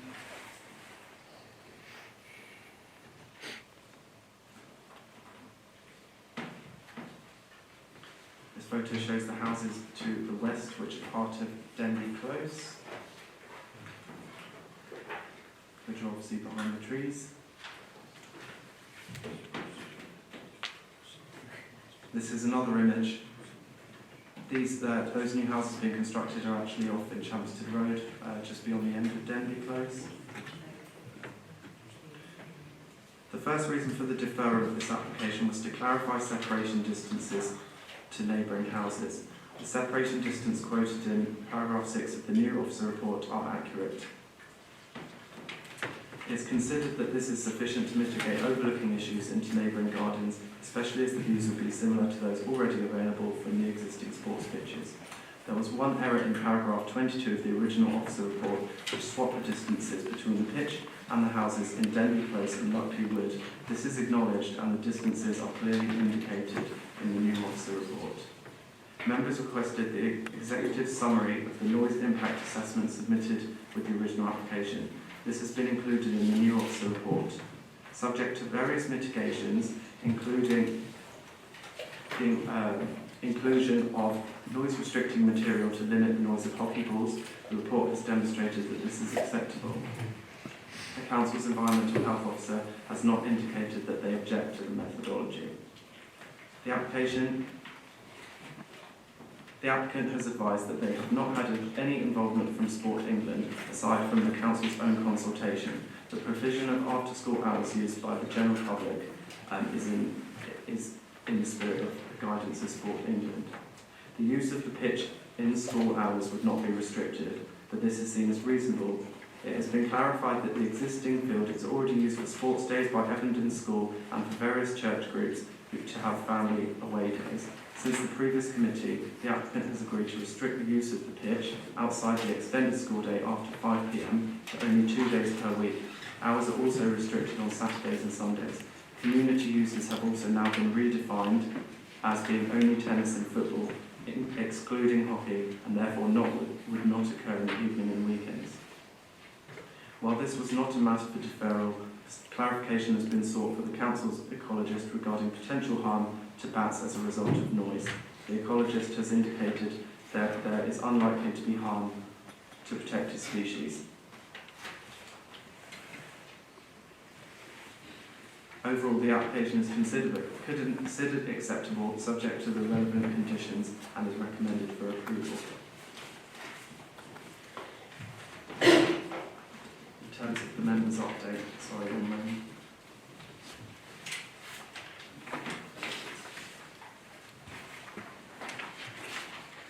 There is an error in... clarification was requested as to why the hours of use of the lights was not restricted in winter. This is because bats are hibernating at this time, and this is addressed in paragraph 67 of the original officer report. There is an error in condition 12, which omits the month of May. This condition is amended and has been listed for you, inserting the month of May. An additional letter of objection has been received from neighbouring properties on Denby Close and Hart Dyke Close, who are represented by Emily Temple Planning Consultancy. This includes a review of the noise assessment by Walnut Acoustics. The submission questioned the robustness of the information contained within the application. In summary, in relation to noise pollution, they have raised concerns over the type of use, number of players, failure to include spectator noise levels, background noise levels are not accurate, the location of the noise receivers, timing of surveys undertaken, lack of plan showing noise impacts on properties, and concludes that the finding of the noise assessment are not robust. They've also raised issues with the proposed floodlighting and activities which they consider would result in harm to residential amenity. Officers have reviewed these comments and discussed the findings with the Environmental Health Officer. Their views remain the same as before, that the proposals will have some impact on these properties, however the levels of harm generated would be within guidelines and would be acceptable, subject to the conditions which have been recommended. Thank you. Okay, before we come on to the speakers, Stefan, I'd just like you just to reconfirm the specific reasons why we deferred this, because this is an item that has already been heard, and it was deferred to address some specific issues, and frankly I'm reluctant for us to throw into all sorts of issues which were not the reasons it was deferred for. The committee committed to defer it for specific reasons. Could you just reconfirm what those specific reasons were? So the actual wording of the deferral is that the application be deferred in order that clarification of separation distances be provided. Right, stop there. So the clarification of the separation distance, that has now been clarified in the members' updates, yes? It has. Okay, the second reason for deferral? The executive summary of the noise impact assessment be provided, which is included in the officer's report. Yep. Okay. Third reason? Sport England's involvement related to the requirements of the usage of the site, which is included in the officer's report. Yep. And the last point? And clarification as to which activities would be carried out. So when we come on to discuss this, members, after we've heard from the speakers, we do need to focus on those issues because the others have already been aired. Okay.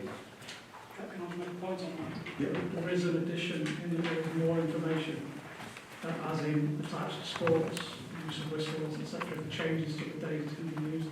That wasn't something we asked about, it's extra, so I'm sure I believe should be up for discussion in terms of this new. Okay. Can other members support that? Okay. It's members' choice. No, we're going to make some progress here, Richard. Right. We now invite the speakers to come up and speak, please. And first one to speak will be Adrian Mather on behalf of Woking Town Council. Again, thank you for your patience. Thank you, Chair. So this is a statement from Woking Town Council. Based on the information provided before the 8th of May in the planning application that the Luckley House School site is, and I quote, heavily wooded land, the Town Council Planning Committee previously stated that it would approve this application if changes were made so that the activities were to cease on site at 8 p.m. in the evening and floodlights be switched off by 8:30 p.m. The Town Council Planning Committee resolved this application. Therefore, the Town Planning Committee cannot reassess this application until 6 months have expired. However, after the decision by the Town Council Planning Committee, after it made that decision, it has come to the attention of the Town Council Planning Committee that there is new pertinent information concerning this application. We would therefore request that this Woking Borough Council Planning Committee meeting review the new information and make the correct decision. Thank you. Thank you very much. Emily Temple on behalf of residents.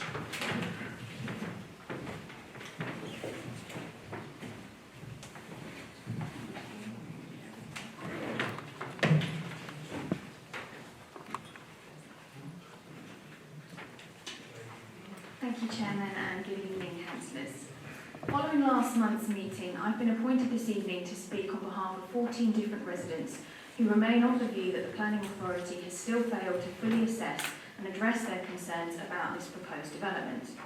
A formal Stage 1 complaint has been submitted regarding the objections that have been raised and the request for more detailed information and evidence to be provided by the applicant for assessment. To date, no response has been received. Residents have taken it upon themselves to commission a noise assessment that meets the required British standard. Our report reviewed the noise impact assessment that was submitted by the applicant and concluded a number of noise sources are not mentioned nor assessed, specifically with regard to the potential for league or tournament sporting activities. It mentions the possible additional noise sources such as spectators, additional event traffic noise before, during and after games, the PA system noise, raised voices and shouting, referee whistles and hardball contact noise.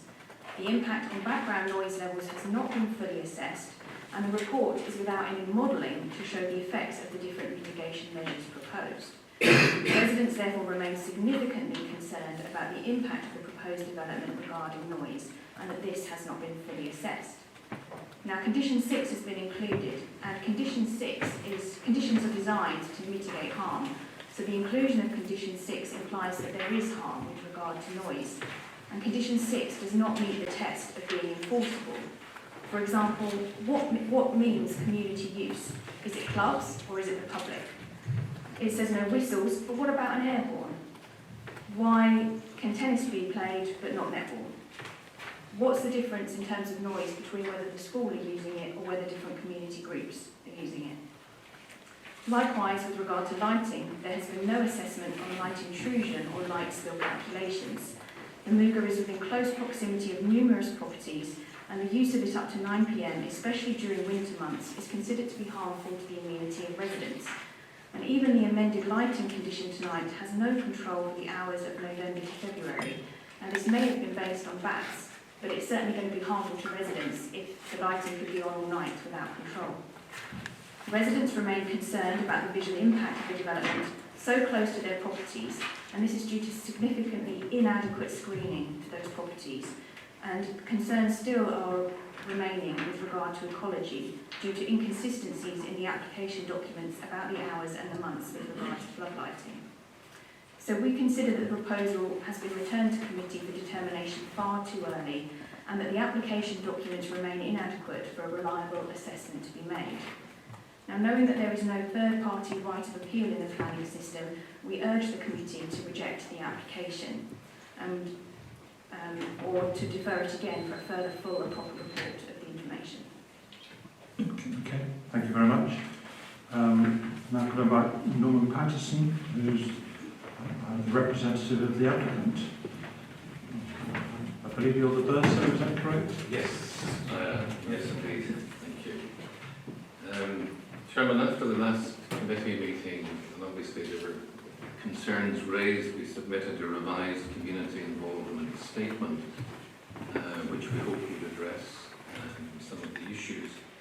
The issue of Sport England has already been mentioned, and clearly we have absolutely no funding or association with them.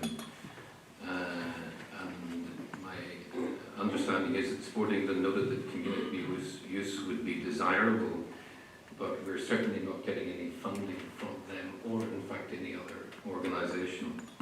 So the point I'm making is there's no one putting pressure on us to have external use. The committee wanted greater clarity on after-school community use. The pitch, I would stress, is primarily for school use. Absolutely. And we are not dependent in the business plan for the school to have any income from this pitch. Let me be absolutely clear on that. However, community use is clearly desirable. We are, as an independent school, a registered charity. The Charity Commission guidelines make it clear that facility sharing is one way that we can fulfil our public benefit duties. So the Wokingham Netball Club, Film Society and Music Society all share our facilities. In part, yes, to satisfy the Charity Commission, but also because we cherish engagement with these organisations. Linked to this is obviously the concern over noise, and in particular the use of whistles. And we hope that the current proposal, which restricts the use of whistles to Saturday morning, will address those concerns. This is relatively easy for us to manage in the sense that hirers that require the use of whistles would be restricted to that slot. For hirers outside of the Saturday morning slot, the prohibiting of the use of whistles would be part of their contractual agreement with the school. So in terms of our internal management of that, it's relatively straightforward. Thank you. Thank you very much. Right, Town and Malcolm. Oh, sorry, Maria, that's right. We have some statements made by the board member who can't be with us this evening. So, Chris, we make your session.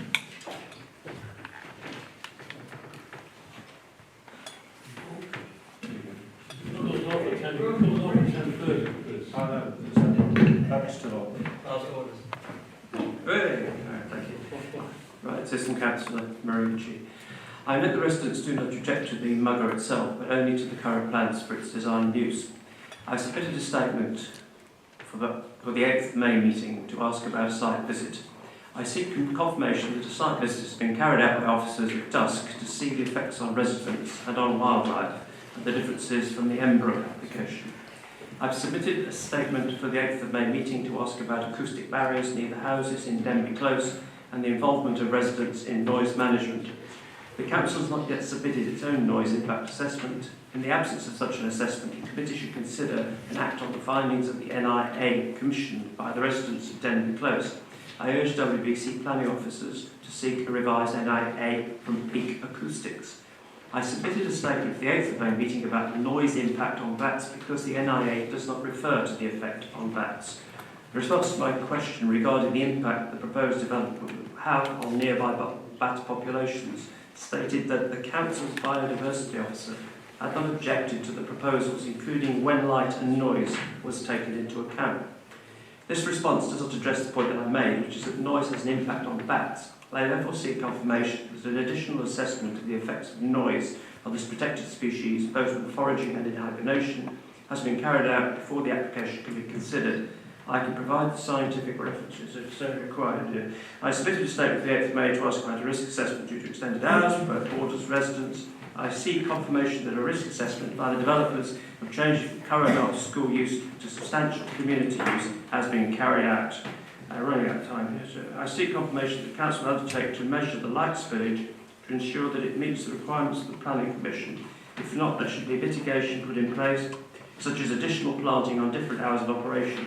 Taking into account the distance of property is 51 metres and the height of the lights 12 metres.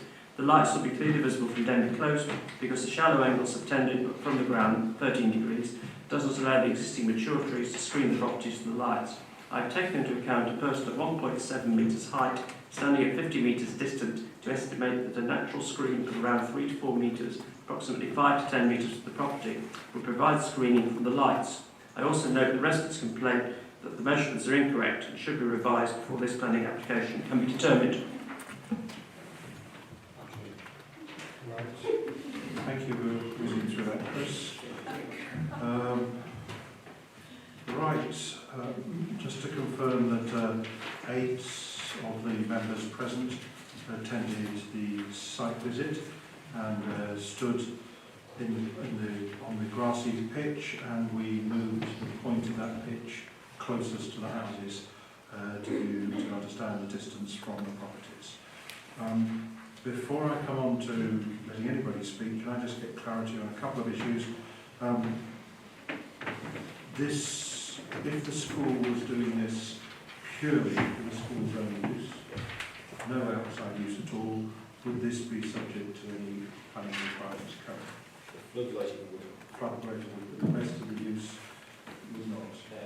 Just be converting it, so you can understand. Okay, Malcolm McCarthy, but I would draw people's attention to the fact that we have 17 minutes left. We clearly have to do, because item appropriate time. We have another application after that. So I would ask all members to be very brief, succinct. Malcolm. Yes, we visited this site a couple of times and we walked around the field and we looked across at the trees and the greenery and the gaps to the houses that are most likely to be concerned. It does seem to be a considerable distance. The school has been there for quite a while and the sports field, and it is used as a sports field. So it's a bit difficult to imagine them not using that field from now on. The dilemma, I suppose, from the residents is that they have a lovely view over an open field and trees if they want, but the price they have to pay is that it's used sometimes as a sports area. If they were to put a greenery along the front of the thing, or someone were to put greenery across the front, you could obscure that view, and that would also provide some sort of sound screening, I imagine, but then you lose the view. So, I think it's a bit tricky to say that the school should not be able to use the thing either for its own people or fairly early in an evening, especially in summer. So I personally think that the spotlights as well. I don't know what spotlights test has been done on these, but I know from several other sports fields we visited and checked that the light you have on sports field now, it's a very scientific thing. It can be arranged that, yes, of course, if you look up into it, you can see there's a light, but it doesn't actually blind or cause a problem. They're very focused, almost like torches. So if they haven't had that done to it, that could be a possibility. But I don't think, from what I've seen and heard, that it ought to be a major problem for the residents. I don't think it will cause great suffering or deafness or whatever, especially if people can avoid whistles and use something else. But one last point to make is the expiry date on this is the 13th of June, which is tomorrow. So I think we have to, according to my page here. That's simply the target date for making a decision. And that's right. The day after that, if we hadn't made a decision, the applicant could go straight to appeal. Absolutely. And avoid that's what I'm drawing attention to. It would be subject to the planning inspector's will. Yeah. Thank you. Somebody else got Malcolm and the backside. Thank you. My question really was, did I hear correctly that someone said that hockey was no longer going to be an option amongst those sports that might be played there? Outside of school hours, yes. So the condition... School can play hockey there. Nobody else can. So it couldn't be played in the evenings. Not after 5 o'clock. Thank you. Michelle? Quick question. You said that now it's going to be used by the aircraft committee is till 9 p.m. on June and July and 8:45 in August. If they're not going to be playing hockey, what are they going to be doing that they need the lights on for? And if you've ever tried knocking on doors after 8:30, I know exactly what the people say when you do so. I would say that noise after 8:30 is probably not allowed, and use after 8:30 shouldn't be allowed.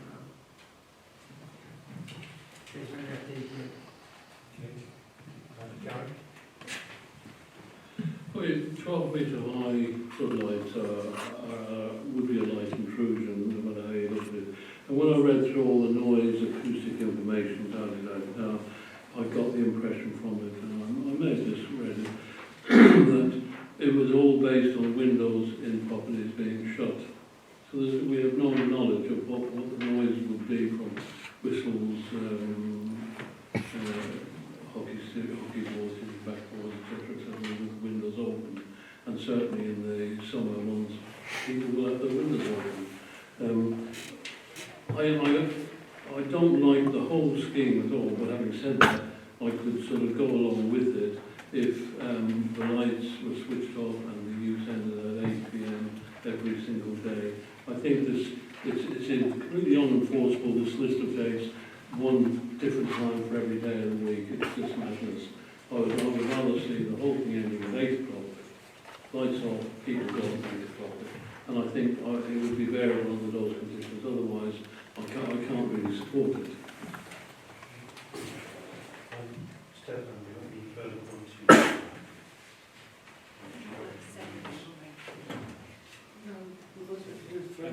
Just one point on the noise. I did speak to the environmental health officer because I was quite interested in the updated review that was sent in and their findings.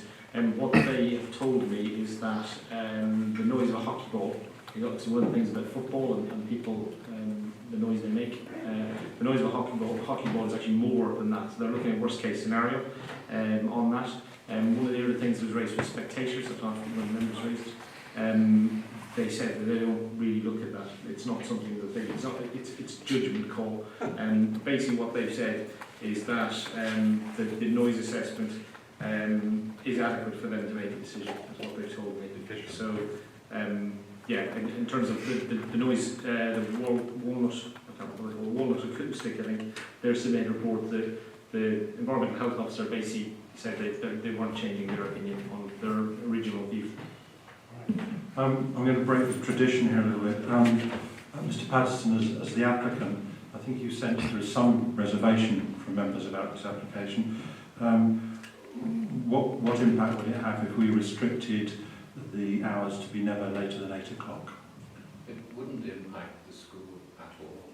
Fine. And that's our primary concern. Okay, so I'm therefore, to try and move this forward, I'm going to make a proposal that all activities, games, lights, would all finish at 8 o'clock. And I was seeking somebody to second that proposal. Right, so this is not approving it, this is just altering that condition. So all those members who, sorry? Sorry, Chairman. The one worry about that is that the current proposed lighting in times stopping are earlier than that in some ones. Thank you. So could we make sure that we retain that rather than move all the lights to 8 o'clock, which is what I think Okay, we just about. what is the... Page 231.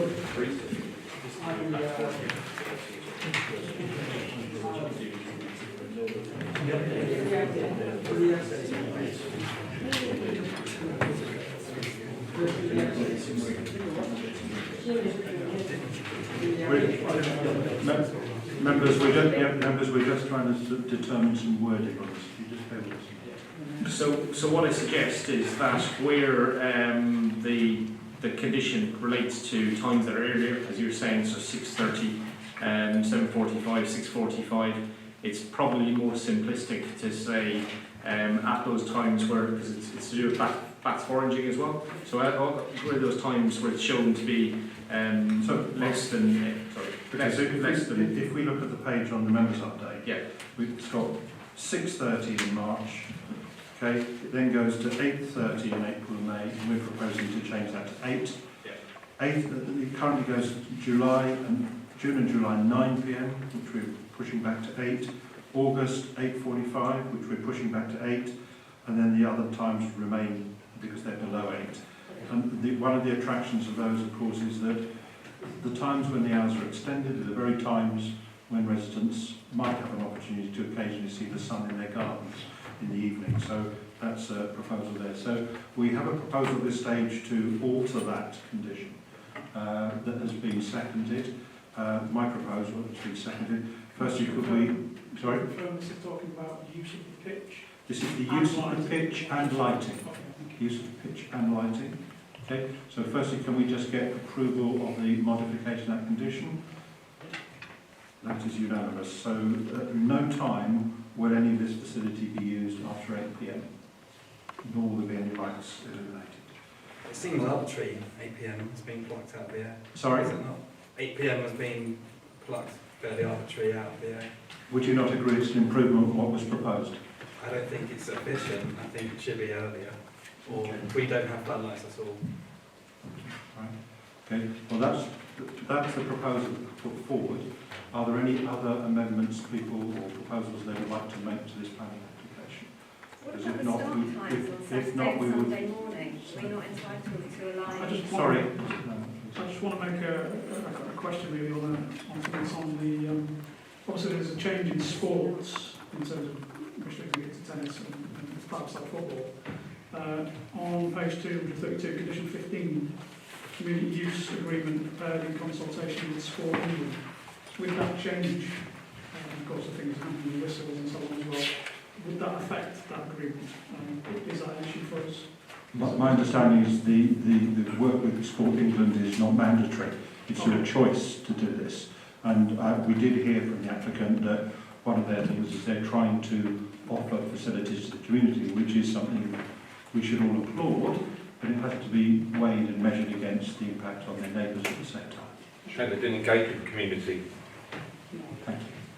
Right, so, members, you have a proposal in front of you that stands just as it originally was, with the exception of changing the time of finishing for both the use of the pitch and lights to 8 p.m. All those members wishing to support that, please show. Sorry, could you keep your hands up? 1, 2, 3, 4, 6. That is carried. So that is approved with that modification. Thank you, members. Sorry. Yes, sorry, those against. So we now move on to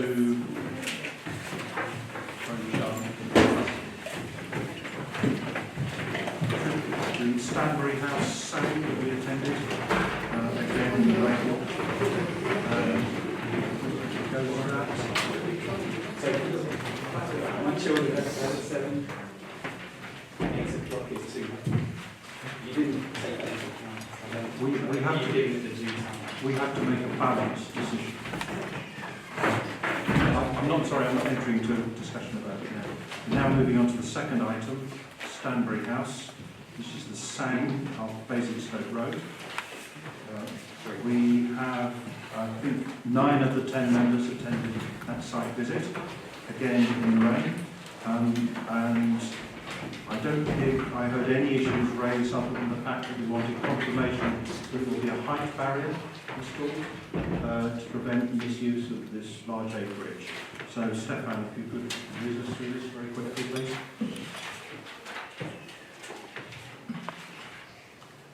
So the proposed development consists of a 12-hectare sang on existing agricultural land with an access onto Basingstoke Road. It's worth noting that the same scheme has already been approved by the committee twice and already benefits for permission. This permission is due to expire in 2020 and the applicant would like to keep their permission alive. This shows the site, the access onto Basingstoke Road. I haven't managed to draw the red line onto this, unfortunately, but it's the 3 fields in the centre of the picture. I can explain better if you'd like me to. This is the proposed layout of the sang, which demonstrates it being delivered in 2 phases. The area with the blue pathways would be the first phase.